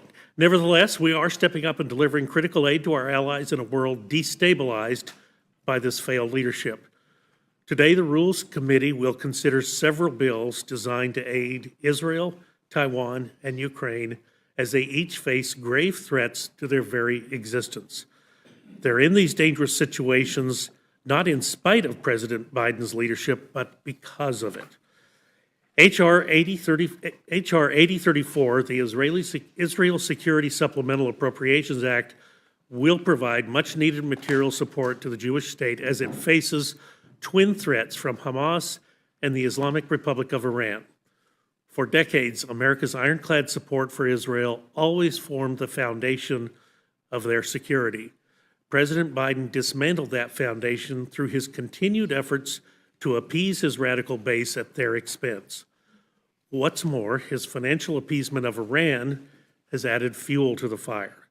For example, his administration reissued a sanctions waiver and renewed it again last month that gave Iran access to more than $10 billion. It certainly didn't make it harder for the world's largest state sponsor of terrorism to wage a campaign of violence. H.R. 8034 delivers $26.38 billion to support Israel in its effort to defend itself against Iran and its proxies, and it reimburses the United States military for operations in response to recent attacks. Notably, the legislation sets aside $4 billion to replenish Iron Dome and David Sling missile defense systems. Israel desperately needs this aid now. Iran wasn't the only one taking note of President Biden's weaknesses. China is happy to watch the United States abandon our place of leadership and has undoubtedly placed Taiwan in its crosshairs because of this. We cannot stand by as the likelihood of another authoritarian adversary invading a neighbor increases on this president's watch. H.R. 8036, the Indo-Pacific Security Supplemental Appropriations Act, provides over $8 billion to continued efforts to counter communist China and ensure a strong deterrence in the region. Within that figure, $3.3 billion is appropriated for submarine infrastructure and $2 billion for the Foreign Military Financing Program. We cannot afford to wake up in a world where we are too late to come to Taiwan's aid. Ukraine is another flashpoint in Biden's broken world order. Before Vladimir Putin's brutal invasion, the president recklessly signaled that he would accept a, quote, minor incursion, close quote. Ukrainians pay for that horrific step each and every day. H.R. 8035, the Ukraine Security Supplemental Appropriations Act, provides for critical funding while also safeguarding American contributions. The bill supplies $13.8 billion for procurement of advanced weapon systems, defense articles, and defense services. It also appropriates over $23 billion to replenish defense articles and services provided to Ukraine. Finally, the Rules Committee will also consider H.R. 8038, the 21st Century Peace Through Strength Act. This last item will bolster the tools we have available to respond to the evolving threats in President Biden's dangerous new reality. As always, I know I can look forward to a fulsome and robust debate on the pressing issues that are facing this nation. I'm happy to yield to our ranking member, to Mr. McGovern, for any comments he wishes to make. Well, thank you, Mr. Chairman, and all I can say after hearing your opening statement is, wow. You guys never miss an opportunity to blame your own incompetence on Joe Biden. I mean, you blame Joe Biden for everything. I'm surprised you didn't blame him for the earthquake in your opening remarks. You don't blame Iran.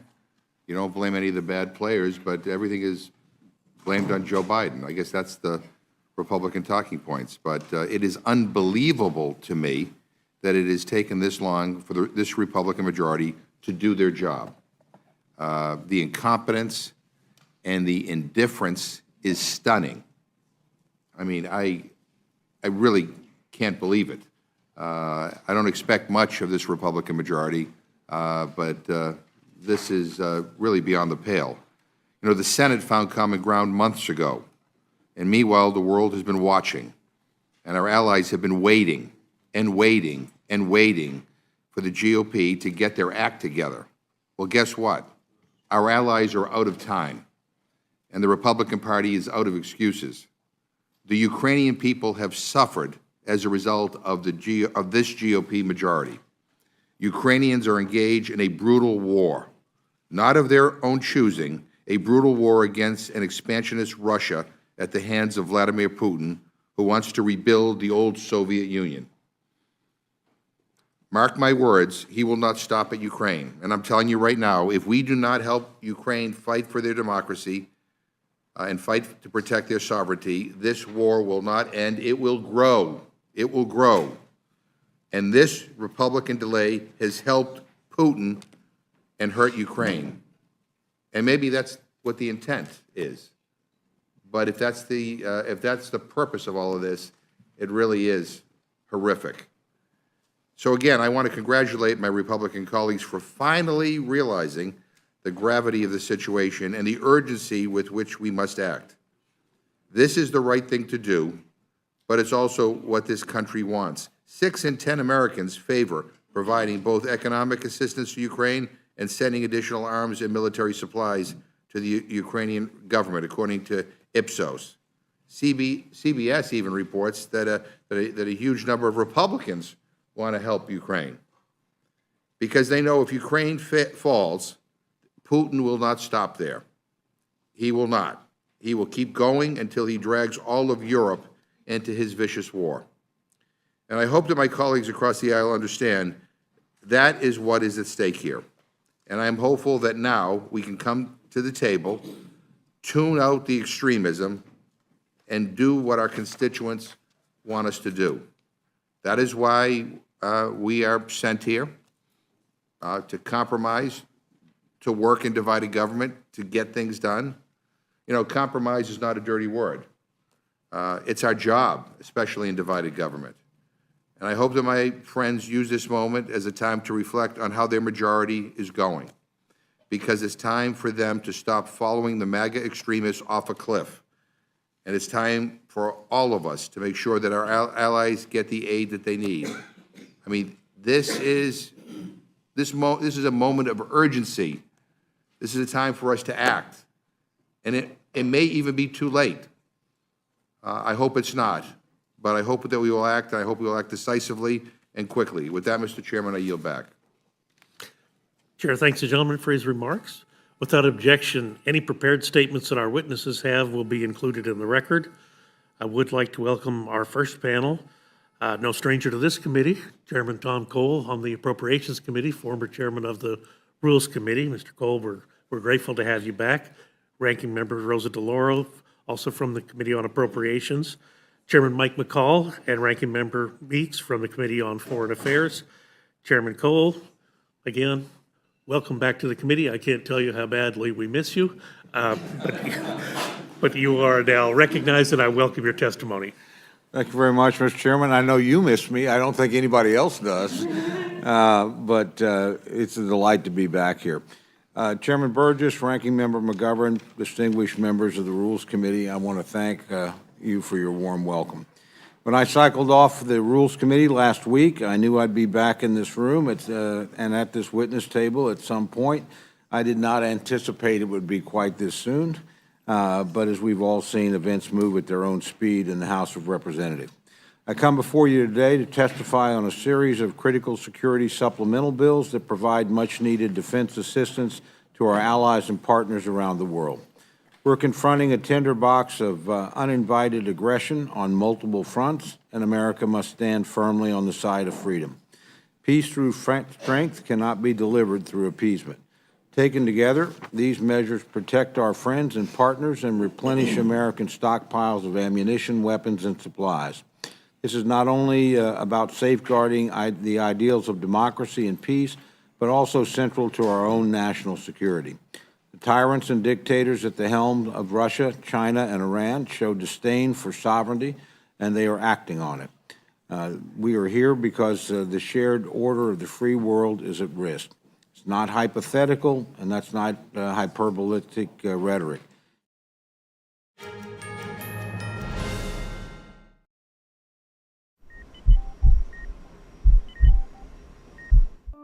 I had a pretty normal mom life. Everything was pretty good, and it was a very happy life. And we just had a new baby. And then all of a sudden, within a day or two, she's on life support and fighting for her life. Then I knew something was pretty wrong. A little less than a week after I came home, I couldn't breathe. That's when we decided to go to the hospital. I was given the diagnosis that I had peripartum cardiomyopathy, which is basically a pregnancy-induced heart failure. They told me my only chance was a heart transplant. And the American Heart Association helped make that possible. Their research helped save me. This could not happen without monthly donations from friends like you. Your sustained support helps fund life-saving research that leads to medical breakthroughs, like those that gave Jen a second chance at life. Heart disease is the #1 killer in America, and we urgently need your help to save lives. Go to helpheart.org or call now to become a monthly donor today. Your donation of only $19 a month, just 63 cents a day, will make a difference through prevention, early detection, treatments, and cures that help save lives. I am very thankful for the American Heart Association. I'm grateful for just every day that I get with my children. Please go to helpheart.org or call now with your donation of just $19 a month. Join our community of monthly donors, and you'll get this limited edition t-shirt you could wear to show you're helping save lives. One simple act today can save your life or the life of a loved one. So please, call or go to helpheart.org now to help save lives.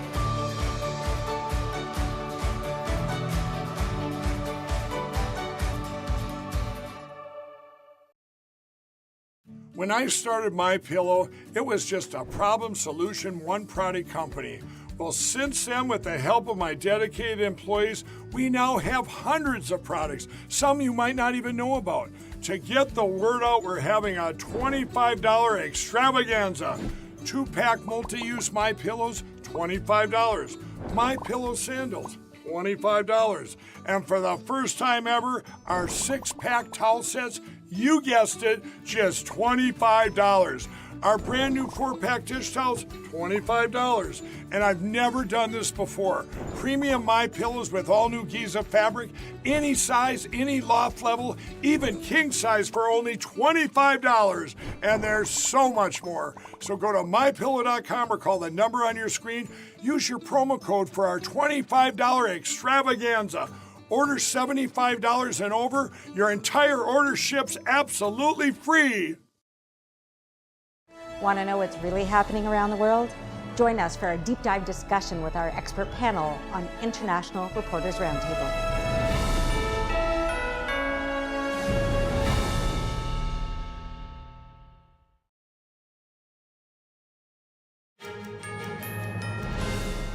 We've been watching lawmakers in Congress inspecting the latest plan presented in the House to fund Israel, Ukraine, and Taiwan. The 5-part plan also addresses sanctions on Iran and national security in regard to the Chinese-owned TikTok. Let's tune back into that now. The numbers, quite honestly, mirror what came out of the Senate. And so that this package, and that's what the Speaker has talked about. And this is what the agreement was, and it was back and forth in which they came forward with what essentially was the Senate package. So these top line numbers are pretty much what the Senate top line numbers are. It's what came out of it first came forward with what the president had proposed earlier on. And then there was the deliberation about it in the Senate.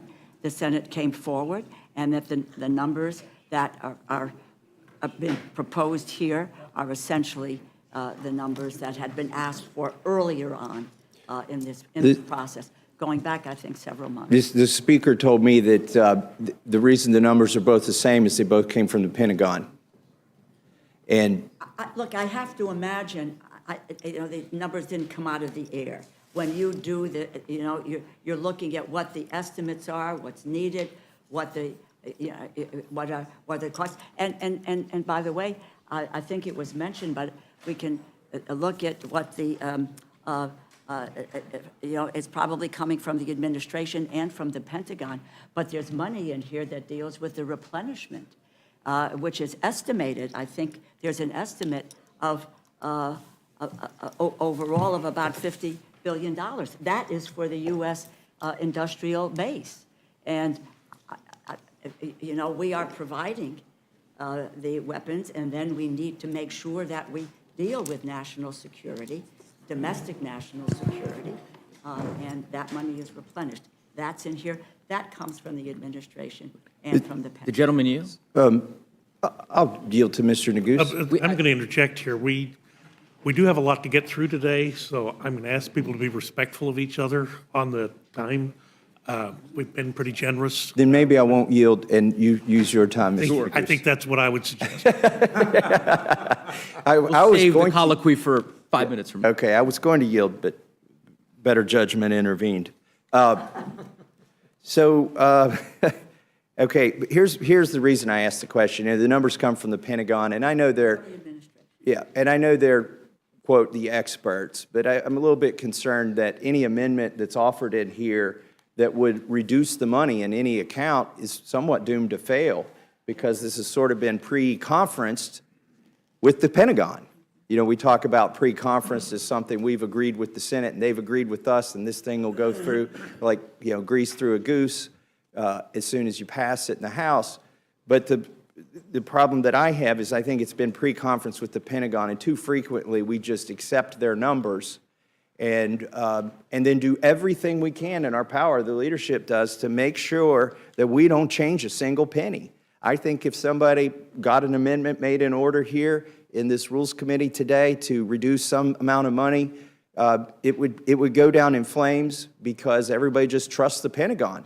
And, when we trusted the Pentagon, we get, $400 hammers and $2,000 toilet seats. Actually, that might be a fair price based on inflation these days. But in the 90s, that was a big deal. So I think we should provide more pushback and not just take for granted the numbers that the Pentagon sends us. And that's what concerns me about the numbers here. The last topic of legislation in this bill that I want to talk about, Mr. Chairman, is the so-called TikTok ban. This was not unanimously supported on the floor of the House. It's been described as a sweetener in the bill. Doesn't sweeten the package for me at all. It's kind of sour, if you ask me. And my concern is, why does the bill allow the president to ban not just apps but websites?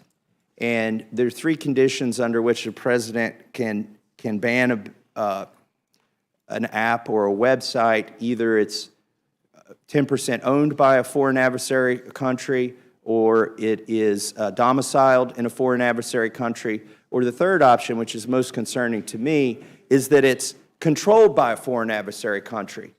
Now, there's an article out today about me saying that I'm a friend of Putin simply because I've not voted for the aid to Ukraine. So there are those in the media who would declare me an adversary of things, or a friend of Putin.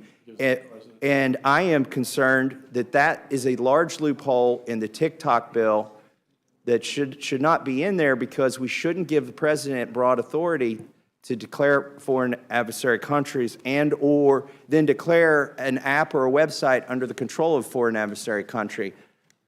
Chairman McCall, do you have any concern about giving the president that much authority? Well, as I understand that provision, it applies to successor corporations that would purchase, say, a ByteDance that would perform the same functions as TikTok does, controlled by the PRC, with the algorithms that then control the narrative that's manipulated. And to understand this concept, I mean, TikTok, ByteDance, has these algorithms. They perpetuate a narrative that I believe persuades the thought control in the United States by the PRC. For instance, you type in Israel-Palestinian, you're going to get a very pro-Palestinian version, in TikTok. A lot of it's influenced by China's narrative, not the United States. Our concern as well is what they can do with your phone. They can get your keystrokes. They can manipulate your messaging.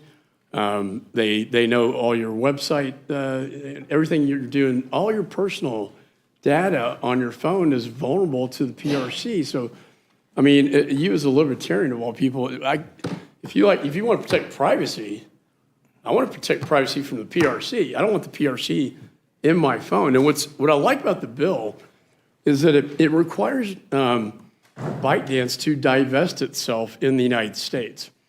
And that means another company, hopefully an American company, would buy it. It has the algorithms. It just wouldn't be under the control of the PRC and the PRC narrative that they can manipulate with the algorithms. Isn't it true, though, that they already divested their data storage to an American company here in the United States? But not their algorithms. Not their algorithms. Yeah, and that's the key. But can we force a company to show us their algorithms? They're saying, you can't, you have to divest your assets in the United States. But what happens if somebody declares, if the president, we've given the president, not Congress, I think I could be more comfortable with the bill if it said Congress is banned, may come back and decide there's a successor company that's substantially the same thing, that's spying on Americans and sending it to foreign countries.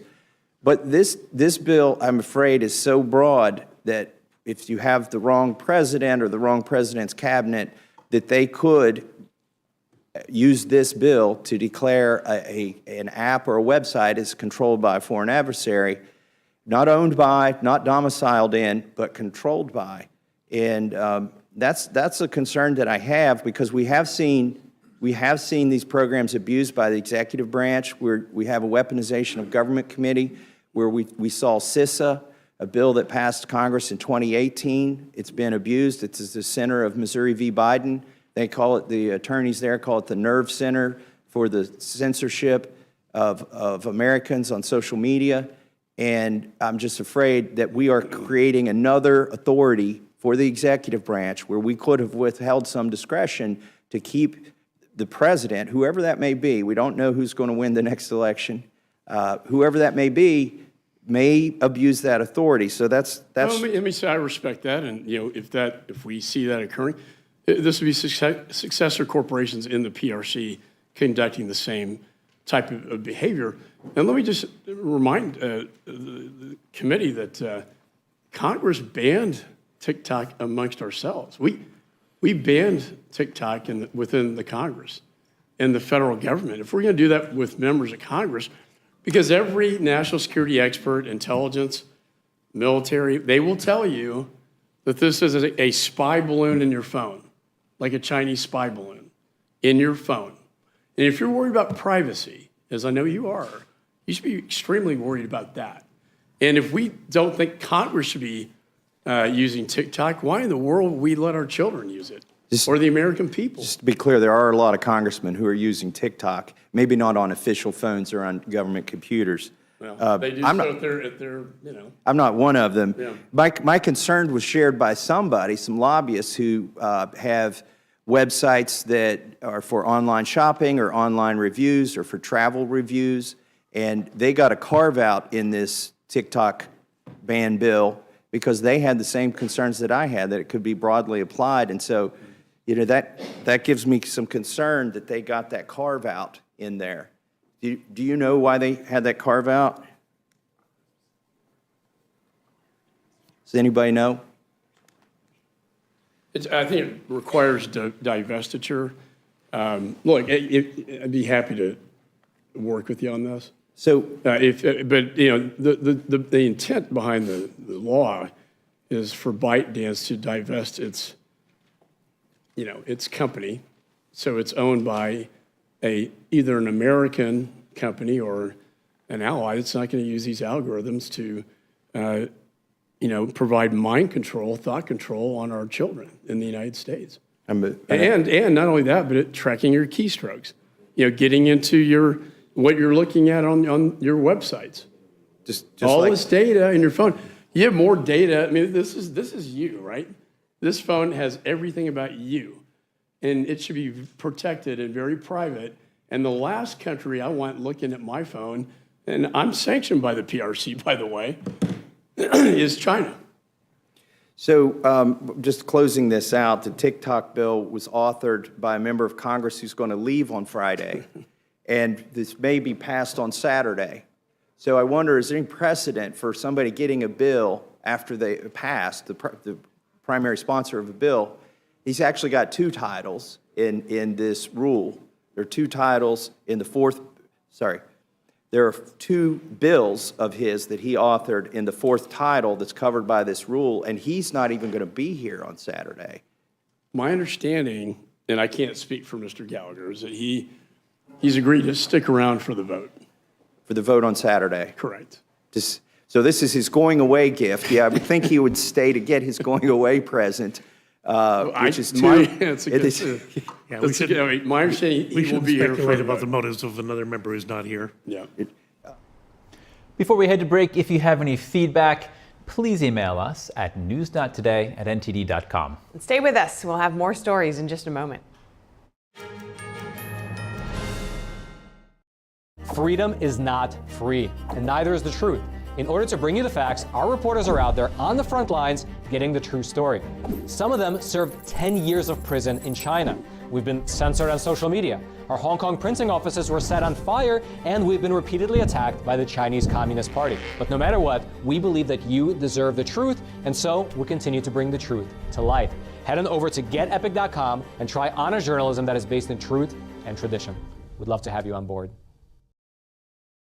What do you do when your tire goes flat and there's no air anywhere? You reach for Bullseye Pro, the smarter, faster, hands-free way to fill it up with air. Bullseye Pro is equipped with a rechargeable lithium-ion power plant. So fast and so convenient. It's like the power of an air compressor in the palm of your hand. Look, you can inflate all 4 tires on a single charge. It has a built-in smart pressure digital sensor that gauges and automatically stops when the set tire pressure is reached. Easily inflate pool toys, exercise balls, and more. Call or go online now and get the complete Bullseye Pro inflation system for the factory direct price of just $79.99. Plus, we'll ship your entire order free, and we'll give you a 50% discount on a second one. Order now. To order, call 1-800-984-7221. That's 1-800-984-7221, or go to getbullseyepro.com. Imagine a coffee that cares for your health. Expertly fermented with a 50 enzyme complex to enhance flavor and remove bitterness. Small batch roasted to a decadent medium dark, resulting in a brew that is gentle on digestion, low acid, and up to 90% less caffeine than regular coffee.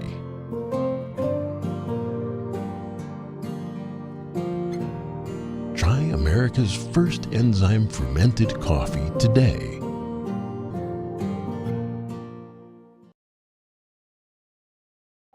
We're told in Genesis chapter 1:26 that God has made man in his image, and by his likeness has he made him. In this free online course, Dr. Justin Jackson, a distinguished Hillsdale College professor, guides you through the Genesis story. When you sign up, you'll explore some of life's most important questions, gain a greater appreciation for how the Bible confronts pain and hardship with redemption and hope. Sign up for the Genesis story, free of charge at learnfromhillsdale.org.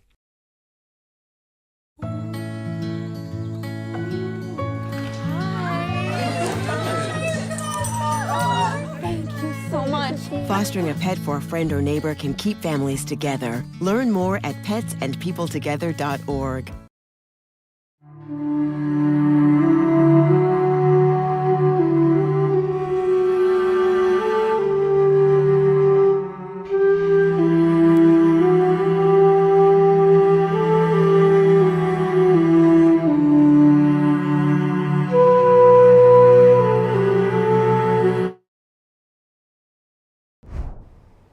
Coming up, former President Trump returns to the courtroom for day 3 of jury selection in the New York criminal trial. One of 7 jurors has been excused. Arlene Richards has the latest. First son Hunter Biden continuing to fight after a judge last week denied his motion to dismiss 3 gun-related charges. More on his latest appeal. President Biden to tout endorsements by members of the Kennedy family. That to counter independent candidate Robert F. Kennedy Jr., who's threatening to be a spoiler for Biden's campaign.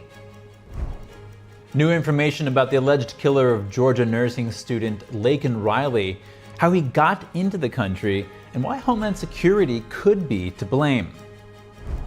2 high-profile meetings this week. G7 foreign ministers gather in Italy, while EU member nations meet in Brussels. The same pressing issues are being discussed at both events. Mexico is reportedly changing the way it deals with Chinese automakers after pressure from the U.S. Why the U.S. is keeping a close watch on Chinese cars in Mexico. And ballerinas in New York City come together to set a new Guinness World Record. The gathering takes place at the world-famous Plaza Hotel.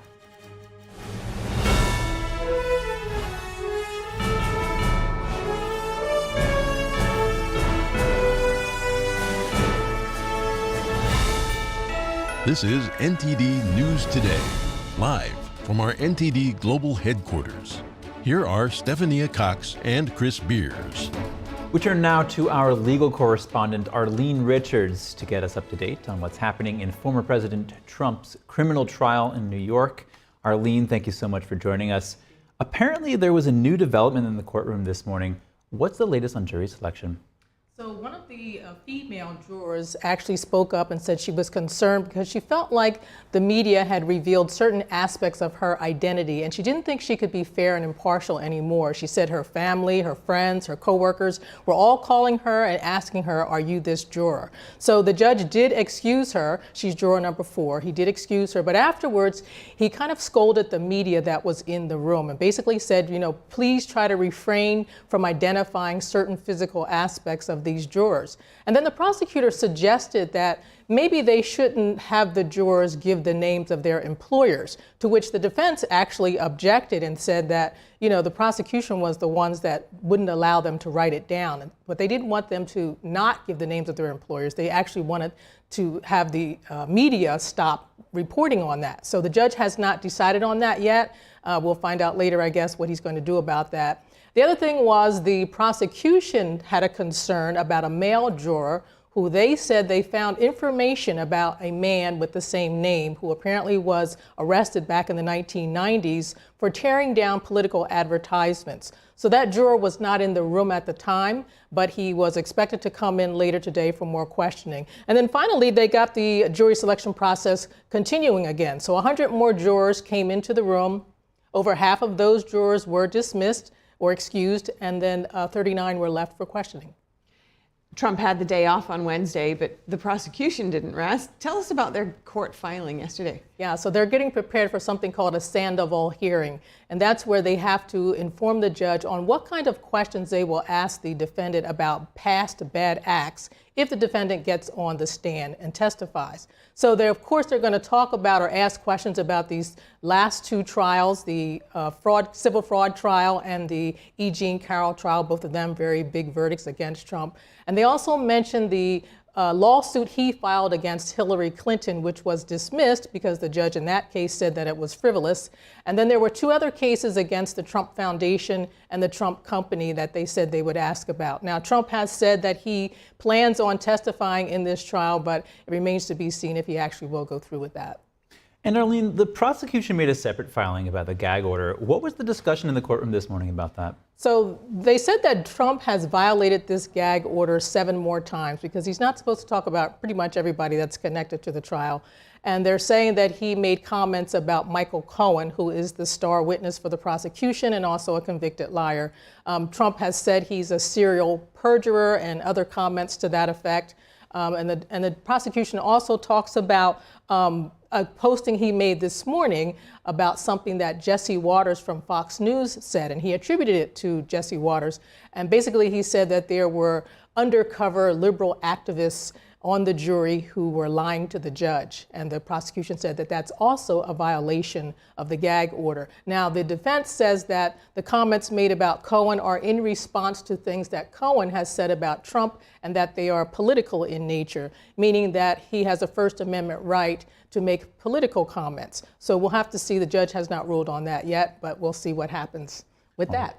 All right, Arlene Richards, thank you so much for joining us. All right, thank you. Thanks, Arlene. A new fundraising committee wants a piece of the action from campaigns using former President Trump's name or likeness. The committee, called Trump National Committee JFC Incorporated, sent a letter asking Republican digital vendors to share at least 5% of funds raised starting April 16th. The letter was first published by Politico. It's unclear how many candidates will agree to this. The letter also warns against misusing Trump's name or logo in fundraising appeals without permission. The committee demands compliance, threatening consequences for vendors who don't follow the rules. The request for a share comes amid reports of President Biden's campaign raking in significant funds. And Hunter Biden's lawyers are appealing a judge decision to reject his motion to dismiss gun-related charges. They argue he was granted immunity under a government plea deal made last summer that was put on hold. They're also challenging the legality of special counsel David Weiss's appointment. Last Friday, a U.S. district judge appointed by former President Trump denied Mr. Biden's motion to dismiss his 3 gun-related charges. The judge ruled his claims were not credible. President Biden's son was indicted in September for not disclosing drug use during the purchase of a firearm and for unlawfully possessing a firearm while addicted to a controlled substance. Campaigning in Philadelphia, President Biden will tout endorsements from the Kennedy family. That's as a third-party candidate wildcard, Robert F. Kennedy Jr., is running a campaign that could tip the 2024 election to former President Trump. Joining us now live is NTD's White House correspondent. Hello, Iris. What's behind Biden's goal there today?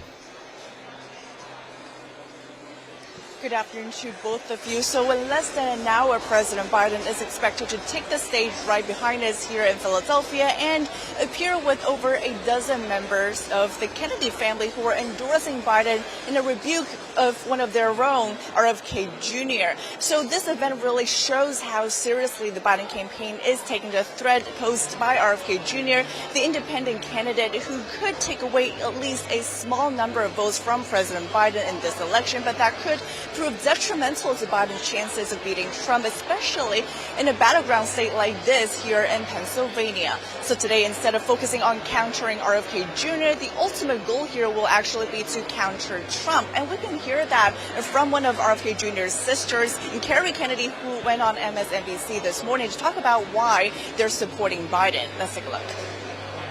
We cannot stand aside when we're up against a man who says he wants to be a dictator on day one. We need to stop this man. We need to stop Trump, and we need to elect Joe Biden, who... Meanwhile, former President Trump last month called RFK Jr. a radical left, citing his viewpoints on issues like abortion and climate change and his support for the Green New Deal. But RFK Jr. has also expressed some viewpoints that could resonate with some Republicans, such as his advocacy on vaccine safety and also his recent questioning of the Justice Department's efforts to prosecute January 6 defendants. And actually, RFK Jr. has been doing quite well in polls. A recent Fox News poll last month shows that he's polling at 13%, quite well for a third-party candidate. So while we know that Trump's base is known to be more fixed than Biden's, but it could still be a chance that RFK Jr.'s campaign could harm both candidates, or like himself put it, that he wants his campaign to be a spoiler for both Biden and Trump. Back to you. Yeah, he's certainly a wild card in this election, Iris. Tell us a bit more about what President Biden's been doing in the battleground state of Pennsylvania. Right, so President Biden has been trying really hard to try to appeal to working class Americans in here in Pennsylvania, a battleground state in this election. And he's on actually the third day already of his 3-day swing in this state. For the past 2 days, first in Scranton and then in Pittsburgh, he's been contrasting his tax policies with Trump's, and also yesterday in Pittsburgh, now vowing to suggest that tripling tariffs on Chinese steel. And that's actually a policy first in place during the Trump administration. So really, we're trying to become the tougher on China candidate than Trump in this re-election campaign. Back to you all. Great. Thank you so much for this report, Iris. Coming up, a bill that was said to have bipartisan support but got voted down by Congress. More on the measure dubbed the Fourth Amendment is Not for Sale Act. Multiple states are experiencing problems with 911 emergency service phone systems. Find out what officials say to do until services are restored. And a pair of new reports sheds light on a range of problems contributing to the deadly Maui wildfire disaster. More on the key issues, including poor communication, after the break.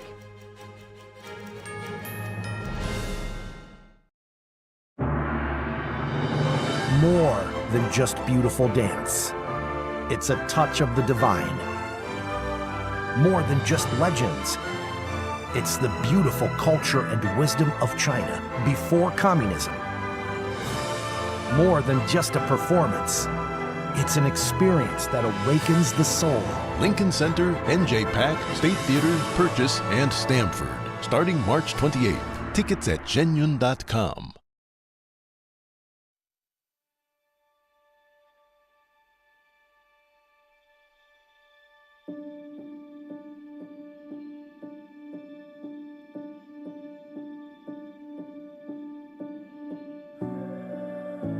One in 5 children worldwide are faced with the reality of living without food.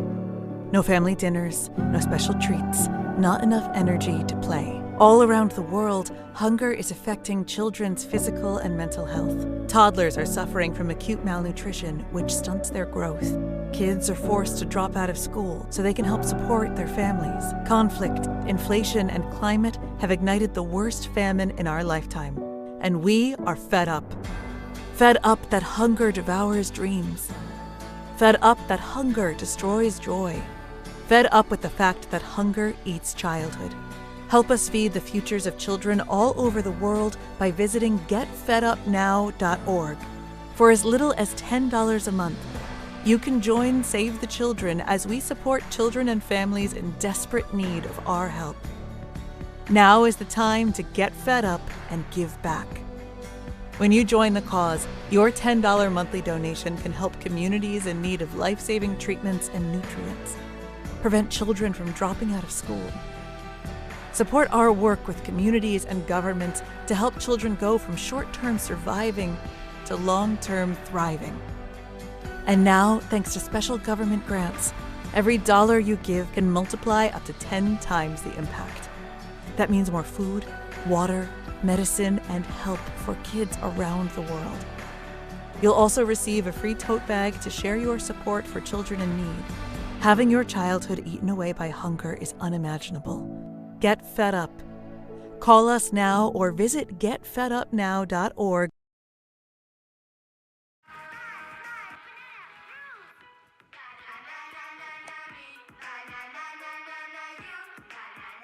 Losing the fear of looking foolish comes with age. Who did you steal him from? Losing your way in your own home doesn't. Confusion with time and place may be a sign of Alzheimer's. Mom, are you okay? Yeah, I'm fine. Early detection gives you and your loved one time to plan for the future. Learn the warning signs of Alzheimer's. We're in the nation's capital asking the important questions so that you're in the know.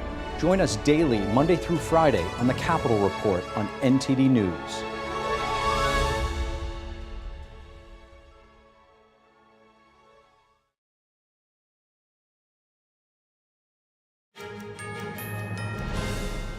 The House could vote on a set of bills to provide foreign aid and potentially ban TikTok as soon as Saturday. They stand a good chance of passing now that two powerful and unexpected allies are uniting behind them.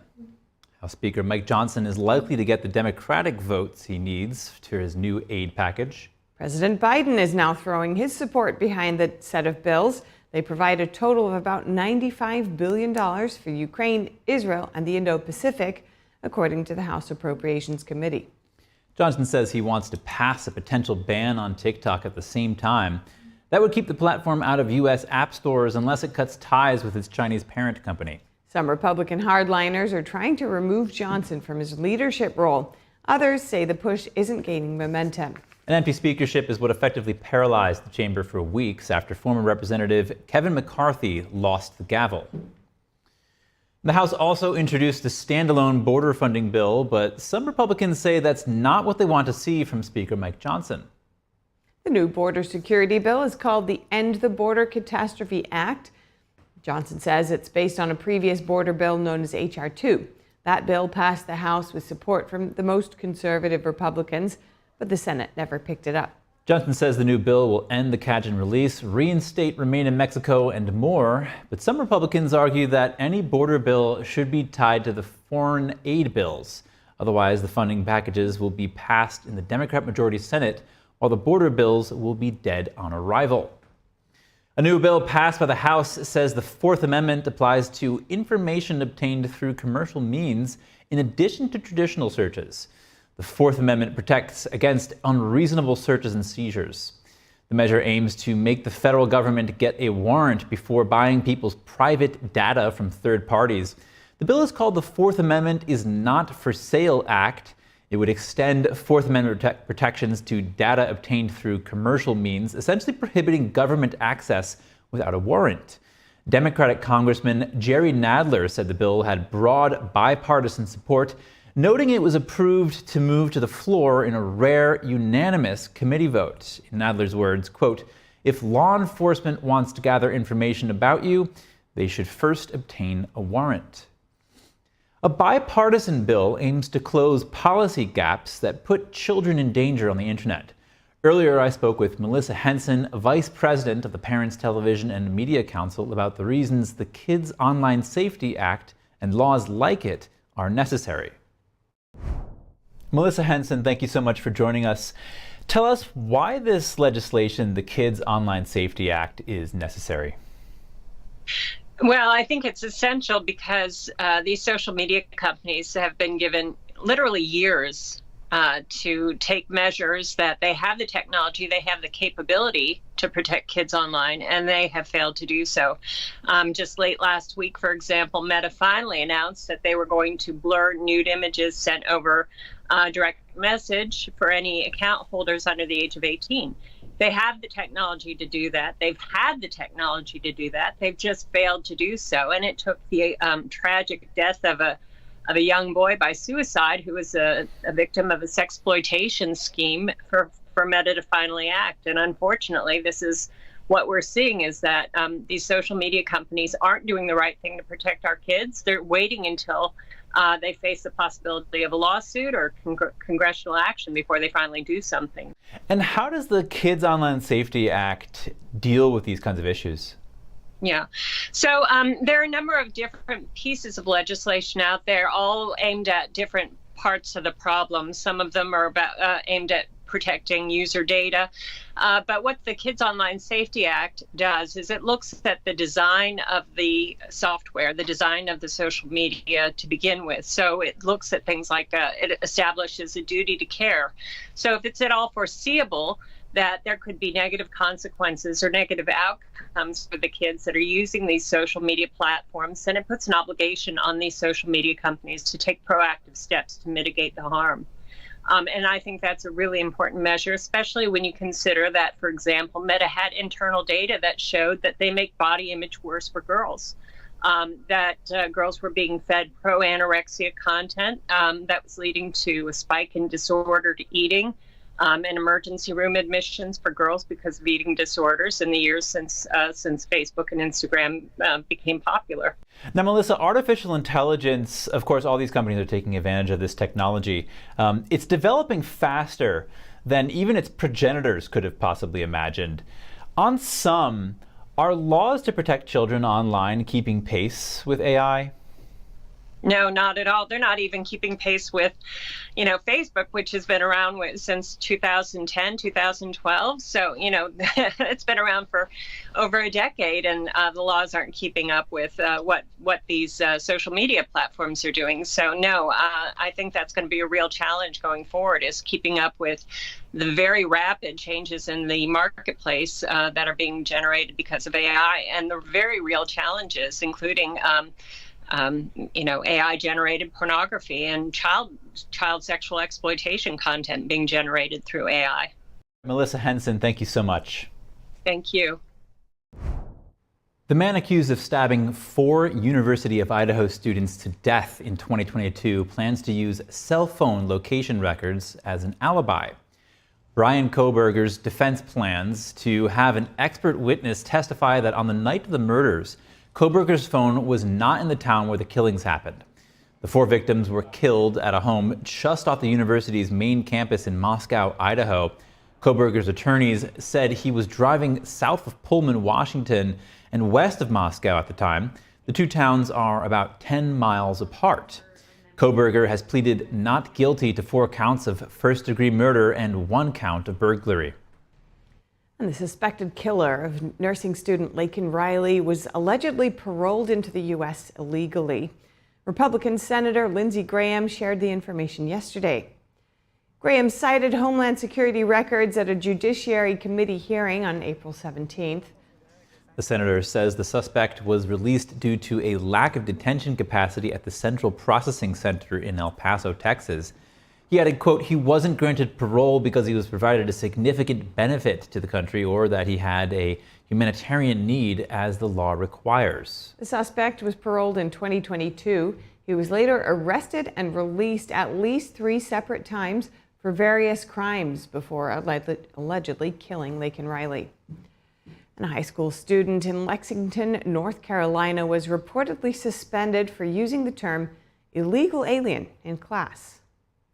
The student's mother told the Carolina Journal that her son attends Central Davidson High School.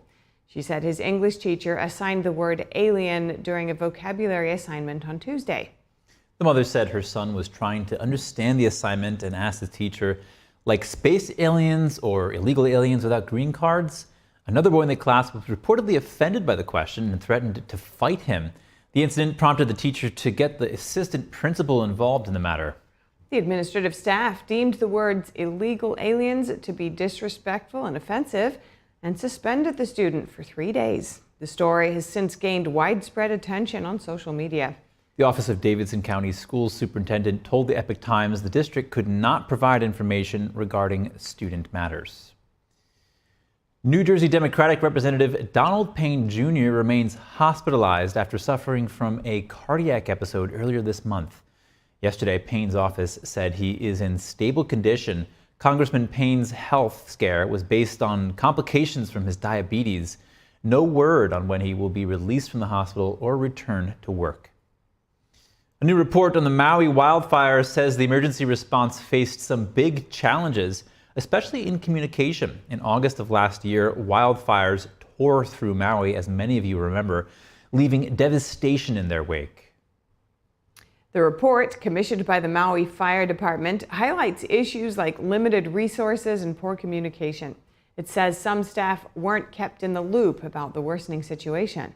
There were problems with using apps like WhatsApp for updates, and not enough resources were in place despite warnings. The reports also say the island had poorly stocked fire engines and a lack of mutual help agreements between countries. Equipment was limited as well, including fire hydrants that began to lose water supply. Continuing with the wildfires, another report from the Hawaii Attorney General was released on Wednesday. It says the head of the Emergency Management Agency dragged his heels about returning to the island amid the unfolding crisis, and adds that a broad communications breakdown left authorities in the dark and residents without emergency updates.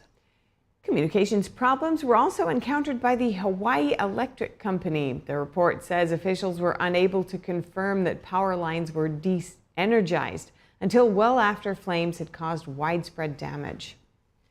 Service has been mostly restored after law enforcement agencies in at least 4 states reported 911 service interruptions yesterday evening. Affected areas include Las Vegas, the entirety of South Dakota, and parts of Nebraska. During the outage, some authorities urged residents in need of assistance to either text 911 or call using a landline. The cause of the outages remains unclear. As of this morning, some agencies had yet to confirm service had been restored, including those in Del Rio, Texas, and Douglas and Chase counties in Nebraska. Defrauding upwards of 20 Gold Star families. A U.S. Army financial counselor has pleaded guilty. He allegedly pocketed $1.4 million. Kaz Craffey is a major in the Army Reserves. He pleaded guilty to 6 counts of wire fraud and other charges in a New Jersey district court earlier this week. Gold Star families are entitled to a $100,000 payment and the service member's life insurance of up to $400,000. Authorities allege that Craffey used his position to identify and target Gold Star families, encouraging them to invest these payouts into accounts that he managed in his outside private employment. Craffey faces up to 20 years in prison for each count. A sentencing hearing is scheduled for August 21st. Attorney General Merrick Garland said those who target families of fallen service members would face the full force of the law. And in New Jersey, a school bus was involved in a massive fire on Wednesday afternoon. Take a look. You can see the bus fully engulfed in flames here. According to officials, the bus was traveling on the Garden State Parkway in Upper Township, heading to Sea Isle City. Thankfully, 10 students and the driver were able to escape with no injuries reported. Officials said the students were picked up by family members at the scene. The cause of the fire is under investigation. And Toyota has issued a recall on 55,000 cars in the U.S. It applies to the 2023 and 2024 Prius and Prius HEV vehicles. The world's largest automaker says water can enter the rear door latch and cause a short circuit. If the doors aren't locked, Toyota says the door could open while the vehicle is moving or in the event of an accident. Prius owners can take their car to a Toyota dealer to have the issue fixed free of charge. The recall also involves an additional 150,000 Priuses in Japan, Canada, Europe, and Asia. Coming up, the Biden administration imposes new sanctions on Iran. Find out more about what they do and who they target. And Russia says any new American military aid for Ukraine will not change the situation on the front lines. The Kremlin cast the support as part of a colonial policy to enrich the United States. And China says its GDP grew by more than 5% year on year in the first quarter. But some calculations seem to cast doubt on that figure. More in just a moment here on NTD News Today.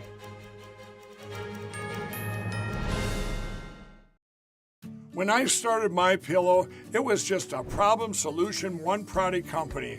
Well, since then, with the help of my dedicated employees, we now have hundreds of products, some you might not even know about. To get the word out, we're having a $25 extravaganza. 2-pack multi-use MyPillows, $25. MyPillow sandals, $25. And for the first time ever, our 6-pack towel sets, you guessed it, just $25. Our brand new 4-pack dish towels, $25. And I've never done this before. Premium MyPillows with all new Giza fabric, any size, any loft level, even king size for only $25. And there's so much more. So go to MyPillow.com or call the number on your screen. Use your promo code for our $25 extravaganza. Order $75 and over, your entire order ships absolutely free.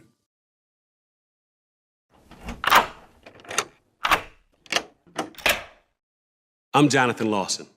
If you're 50 to 85, I have an important message about security. Write down the number on your screen so you can call when I finish. The lock I want to talk to you about isn't the one on your door. This is a lock for your life insurance, a rate lock. that guarantees that once you're insured, your rate can never go up at any time for any reason. But be careful. Many policies you see do not have one. But you can get a lifetime rate lock from Colonial Penn. Call this number to learn more. This plan was designed with a rate lock for people on a fixed income who want life insurance that fits their budget and is simple to get. Coverage options start at $9.95 a month, less than 35 cents a day. Act now, and your rate will be locked in for life. It will never increase, guaranteed. This is lifelong coverage that can never be canceled as long as you pay your premiums, guaranteed. And your acceptance is guaranteed, with no health questions. You cannot be turned down because of your health. Call for your information kit and read about this rate lock for yourself. You'll also get a free beneficiary planner. Both are free with no obligation. Don't miss out. Call for information, then decide. Read about the 30-day 100% money-back guarantee. Don't wait. Call this number now. Call now and you'll also get this free beneficiary planner. Use this valuable guide to record important information and your final wishes, and it's yours free just for calling. So don't wait. Call 1-800-357-4821 for your free information. That's 1-800-357-4821. There's no risk or obligation. That number again is 1-800-357-4821. That's 1-800-357-4821. 1-800-357-4821. Call now. Hi, I'm Kelly Wright. We thank you for joining us and watching America's Hope here on NTD News. Bottom line is, I know you're sick and tired of being sick and tired, but let's give you some good news in the midst of the bad news. Watch us nightly, right here on NTD News, for a full dose of America's Hope.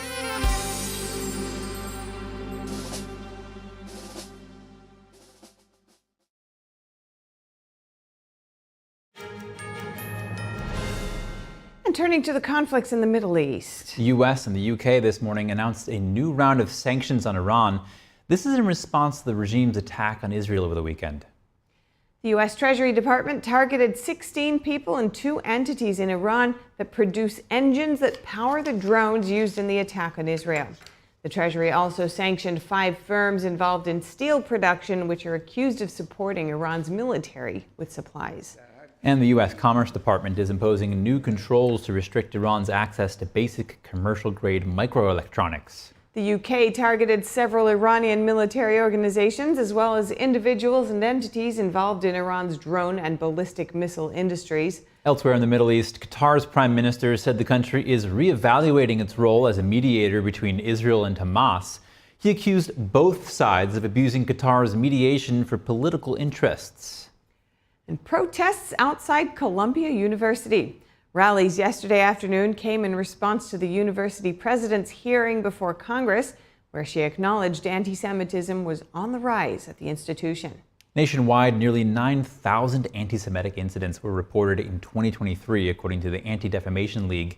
That's a 140% increase from 2022. And Jewish students say they are feeling the pressure. NTD's Fiona G. brings us more. Right behind me are the supporters for the End Jew Hatred movement. You can see their flags. They have speeches going on. There have been speakers talking about their personal experiences in Columbia University or even at home in Israel. Now, right across the street is actually the pro-Palestine movement. They've also got their own flags and speeches going on, and all of this is happening right outside the gates of Columbia University. Members both within and outside the university community participated in the rallies. These gatherings came as a response to Columbia University President Minouche Shafiq's congressional hearing on anti-Semitism on Wednesday and to an unauthorized pro-Palestinian student encampment on the university campus. Organizers of the grassroots movement End Jew Hatred called Shafiq's presidency weak leadership. It is beyond appalling to see what these students go through on a daily basis. And we at the End Jew Hatred movement have been watching very closely and have been fighting on the front lines to speak out and make their voices heard. And we're not going away. Columbia University has come under fire for its free speech policies in its handling of both sides of the conflict since the Israel-Hamas war began. Participants of the rally told us about their personal experiences and why they decided to join the protest. I was born in Israel, of course. I served in the military for a bunch of years. I was a company commander. When October 7 happened, I had to go back to Israel and fight for my country and fight with my comrades. And coming back here, after everything I saw over there, everything I experienced, it's just been crazy. I feel less safe in the streets of New York right now than I feel in any other place in the world. I think a lot of the professors who don't like me right now are more settled about it. If they'll see students that is calling me name, they will not comment. They will just turn their back. I'm here today. I drove in from Connecticut to support these people and say, yeah, we just, the student body deserves to be students. We are very much criticized. I have lost several friends for my beliefs. There's going to be a similar rally Thursday afternoon at Rutgers University in New Jersey. Fiona G., NTD News. One pro-Palestinian protester was arrested during Wednesday's protests. 2 more were detained near midnight. No charges have been specified. At the hearing before Congress yesterday, Columbia University's president said the central challenge is trying to reconcile free speech, including the right to protest, with protecting students from harassment or discrimination. And has the world forgotten October 7th, Israel's 9/11? NTD's Kelly Wright traveled to Israel to speak to survivors and hostages' family members. They vow never to forget as they combat anti-Semitism and fight for freedom. Watch Hope for Israel on an NTD News primetime special on Friday, April 26th at 10 p.m. Eastern here on NTD. And now we have some short headlines from Russia, Denmark, and other countries.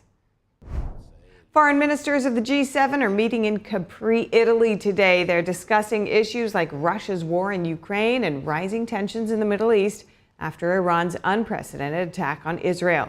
Italy's foreign minister opened the first working session of the meeting. He's calling for new sanctions against Iran and more help for Ukraine. At the same time, leaders from the European Union are meeting in Brussels. They too are focused on the wars in Ukraine and Israel. Ireland's new Prime Minister used the occasion to call on European leaders to recognize the state of Palestine. He's also pushing for an immediate ceasefire in Gaza. Ireland is one of the most pro-Palestinian nations in the West. The country previously announced support for South Africa's case against Israel at the International Court of Justice. The case alleged a genocide against Palestinians in Gaza. Russia said today that any new American military aid for Ukraine would not change the situation on the front lines. The Kremlin cast the support as part of its colonial policy that enriched the United States. House Speaker Mike Johnson said yesterday he will hold votes on aid for Ukraine and Israel as early as Saturday. The package includes over $60 billion for Ukraine. Russia controls about 18% of Ukraine. Western leaders and intelligence chiefs say the war is at a crossroads, which could lead to victory for Russia. And firefighters are still at the scene 2 days after a blaze destroyed half of Copenhagen's old stock exchange. A fire devastated the Danish city's 400-year-old building on Tuesday. Now, the city's mayor says she may want to learn from Paris's reconstruction of the Notre Dame Cathedral. Restoration of the 800-year-old landmark is expected to be completed this year after 5 years. In Copenhagen, the fire caused an iconic dragon tail spire to collapse. Police have yet to enter the burned part of the stock exchange to investigate. No decision has been made about who would finance the reconstruction. The years-long project would cost millions, if not billions of dollars. The United Arab Emirates struggled today to recover from the heaviest recorded rainfall ever to hit the desert nation. Dubai International Airport worked to restore normal operations amid flooded roads and highways. The world's busiest airport for international travel allowed global carriers to fly into Terminal 1. Emirates had stopped travelers flying out of the UAE from checking into their flights as they tried to accommodate connecting passengers. Pilots and flight crews had been struggling to reach the airport. Travelers described hours-long waits to get their baggage. Some gave up and headed home or to an available hotel. The UAE typically sees little rainfall in its arid desert climate. The yearly average rainfall is under 4 inches. By the end of Tuesday, more than 5 inches of rainfall soaked Dubai over 24 hours. Washington is warning China against helping Russia with the war in Ukraine. The State Department said it believes China is helping Russia ramp up its defense production. Specifically, the PRC is providing Russia with significant quantities of machine tools, microelectronics, optics, UAVs, and cruise missile technology, and nitrocellulose, which Russia uses to make propellants for weapons. The spokesperson added that Moscow has suffered significant setbacks due to sanctions from the West, yet Beijing's support is enabling Russia's war in Ukraine. He said the tools and technology from China are filling critical gaps in Russia's defense industrial base. The warning comes as foreign ministers from G7 countries meet in Italy to pledge their support for Ukraine. G7 countries are some of the world's richest economies, including the US, the UK, Canada, France, Germany, Italy, and Japan. U.S. Secretary of State Antony Blinken is set to visit China next week. He's expected to raise the issue of China's support for Russia during his trip. The U.S. has already spoken with Chinese diplomats and sanctioned relevant firms in China.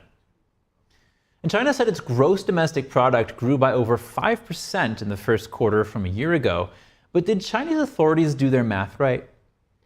Some Chinese internet users did their own math based on official data from this year and last year, and they came to a different conclusion. Their calculations showed China's GDP growth in the first quarter is less than 4%, contrary to the over 5% growth posted by authorities. China's economy remains sluggish, and the real estate sector mired in a downturn. Foreign investment into China was down almost 20% at the beginning of this year compared to last year. Mexico is reportedly keeping Chinese automakers at arm's length.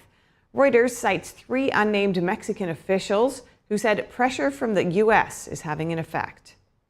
The last meeting between top Mexican officials and a Chinese automaker was reportedly in January. At the meeting, Mexico declined to offer the same incentives that they've awarded to automakers in the past and said they won't meet with other Chinese automakers anytime soon. About 20 Chinese automakers now sell cars in Mexico, but none yet have a plant in their country. Chinese vehicles constitute about 1/3 of the total brand offerings in Mexico. The U.S. government pressure reflects fears that Chinese automakers aim to use Mexico as a backdoor to sell cheap electric cars in the United States without paying tariffs. A White House spokesperson recently said President Biden won't let Chinese automakers flood the market with vehicles that pose a threat to national security. Up ahead, ballerinas in New York City come together to set a new Guinness World Record. Find out how many dancers stayed on point for 60 seconds. New research reveals that Woodhenge and Stonehenge were both built around the same time. Radiocarbon dating helped archaeologists understand the structures. More shortly here on NTD News Today.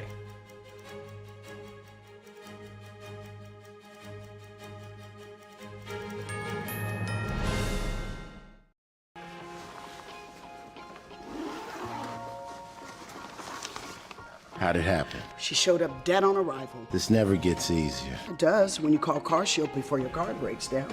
Look at these prices. The camshaft, transmission, engine. Don't people know? A plan through CarShield could protect up to 5,000 parts and systems. You hate to see it. An out-of-warranty car is going to break down eventually. Right, which is why they need a plan through CarShield. Those expensive repair bills get paid and at the mechanic of their choice. They're notifying the family. Poor guy. He doesn't even know what's coming. Another victim of senselessly expensive repair bills. Can't save them all. But we can keep trying. Didn't have to end this way. If he'd have just called CarShield before his car broke down. Exactly. Protect yourself from the unprecedented rise in cost for parts and repairs. Call now to save money with your price lock guarantee. Call 800-429-5128. Hi, I'm Susan Lucci. I never thought about heart disease until I had my own heart event. I had heard many times that heart disease is the #1 killer. It went in one ear and out the other, frankly. I never had a health issue. I felt this slight pressure on my chest, just slight. But a few days later, while shopping at a boutique, that pressure returned, much stronger. By the time I got to the ER, the doctor decided to give me a CAT scan. He said, "I don't think you understand. You are on the verge of a heart attack." I had a 90% blockage in my main artery and a 75% blockage in the adjacent artery. I received 2 stents in my arteries, stents developed through research funded by the American Heart Association. Those stents saved my life. That's why I'm in front of you today, asking you to join me in supporting the American Heart Association by becoming a monthly donor. Call now or go to helpheart.org. For only $19 a month, just 63 cents a day, your support now can help save your life or the life of someone you love. With you by our side, together we'll keep fighting this battle. Give $19 a month with your credit card, and we'll send you this special t-shirt that you can wear to show that you are helping save lives. I'm so grateful to the American Heart Association. Their research helped save my life. Put yourself on your to-do list. It could be the most important thing you ever do. Please, listen to your heart. The only reason I'm here today is because I did. So please call the number on your screen or go to helpheart.org now. Join me as a monthly donor today and help save even more lives. Thank you. For the day's top headlines and the news you need to know, tune in right here to NTD Evening News.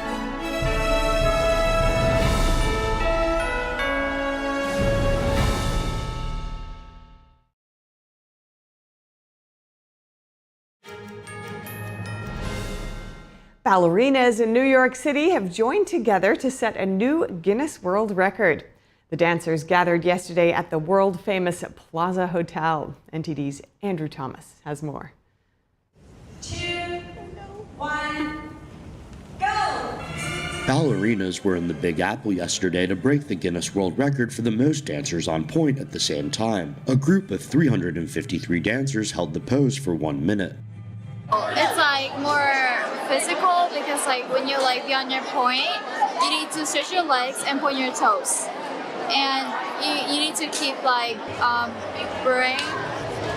I guess it's a little physical because we've had a lot of rehearsals, so my toes have been in a little bit of pain, but it wasn't too bad. The ballerinas came from around the world.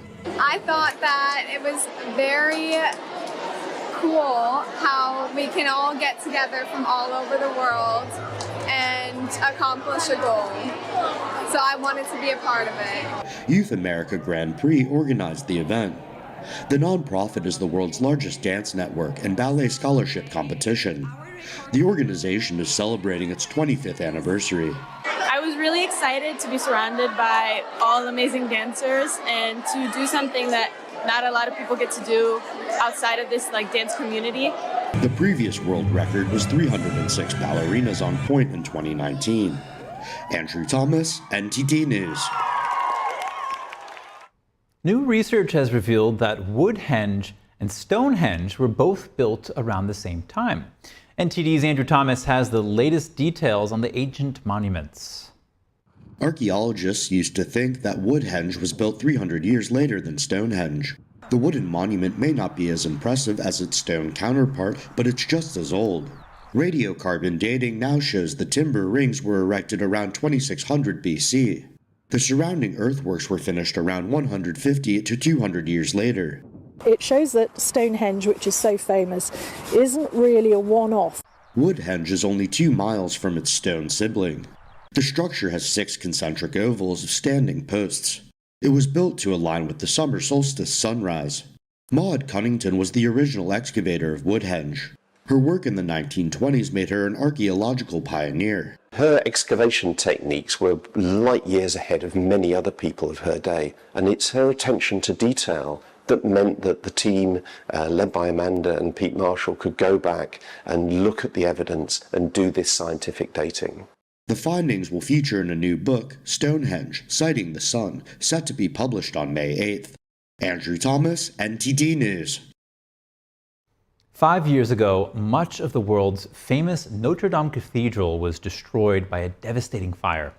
Now French officials say reconstruction is going fast enough to allow people back in by the end of the year. Here's more. 5 years ago this month, Paris lost much of its most iconic landmark to a massive fire. The 12th century church is home to relics, stained glass, and other priceless works of art. It's a leading tourist attraction. Despite the massive fire that swept the cathedral, no one was killed and only one firefighter was injured among the 400 who battled the flames. French President Emmanuel Macron pledged to rebuild the cathedral.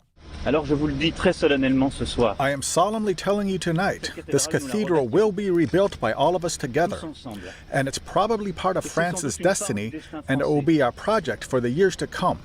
I am committed to this. Almost immediately, a monumental effort to restore the cathedral's grandeur was launched. The cathedral restoration is a story of dedication and recovery, even despite delays during the COVID-19 pandemic.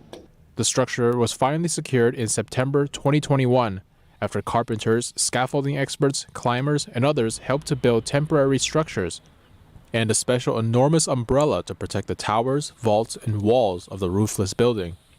During the spring of 2022, workshops of master glassmakers and locksmiths from across France began the painstaking process of cleaning and restoring the cathedral's famous stained glass windows. The scaffolding was removed in February 2024 to show off the cathedral's new spire. It's adorned with a golden rooster and cross. It offers a glimpse into the future as Notre Dame nears its grand reopening. And just ahead of the summer travel season, the world's largest airline is reimagining its onboard luxury experience. American Airlines is launching what it calls its first ever rotating collection of premium onboard amenities and bedding. The Fort Worth, Texas-based carrier says passengers can also savor new dining options across all domestic and international flights. And what the airline calls a flagship Suite Seats program will be on more than 300 international and transcontinental flights in top-tier cabin classes, rolling out Memorial Day weekend. It's part of the industry's shift to offer more privacy in business class. And for one small Queensland sugar town, art galleries and exhibitions are few and far between. But a local painter makes sure their streets stay colorful. Let's take a look. David Rowe's truck is also a mobile studio. Every morning, he stops in the quiet seaside village of Lucinda to work on a new piece of art. It's really nice to get down here early in the morning and actually paint. It's nice, and no one's telling you what to do. I haven't got a boss. It's great. Power poles in Lucinda have become Rowe's canvas. He says this outdoor gallery could rival its most famous counterparts worldwide. Yeah, you walk in, it's like the Louvre. Walk around and in amongst everybody and have a look at the bowl. Yeah, not quite like the Louvre, but anyway. Just as important, but. The town commissioned Rowe to liven up its streets. It's funny, you paint away and someone turns up, a little old lady turns up, and she decides to tell you all her problems, and you say, yes, love, and it's a nice community down here. Rowe first painted these poles 20 years ago. Now he's back to revive them with a new coat of paint. Some of them you could hardly see the picture, and you were looking at them and they just looked horrid, They looked sad. One of Rowe's paintings depicts Walter Putzka, a mackerel fisherman who died of cancer last year. Putzka's wife Lisa says the tribute keeps his memory alive. In 20 years' time, if we look after it, he'll still be here looking like this, and I think that's fantastic. If your job is not very demanding, it could put you at risk of cognitive decline and dementia when you're older. A new study analyzed health and occupational data on 7,000 Norwegians. They were followed from their 30s until they retired in their 60s. It found that having an occupation that's not mentally stimulating was linked to a 66% higher risk of mild cognitive impairment and a 37% greater risk of dementia after the age of 70. That's compared with having a job with high cognitive and interpersonal demands. In summary, your work is really important for your cognitive health. The study was published Wednesday in Neurology, the Journal of the American Academy of Neurology. And for round-the-clock original news coverage, visit us at ntd.com or download our NTD app. And be sure to stick around for NTD Newsroom at 3 p.m. Eastern. We'll have more coverage and stories from the U.S. and around the world.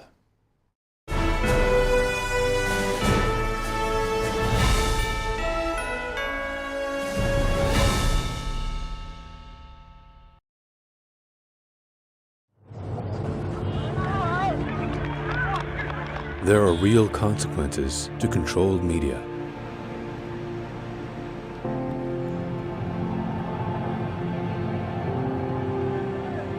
And NTD's founders know them firsthand.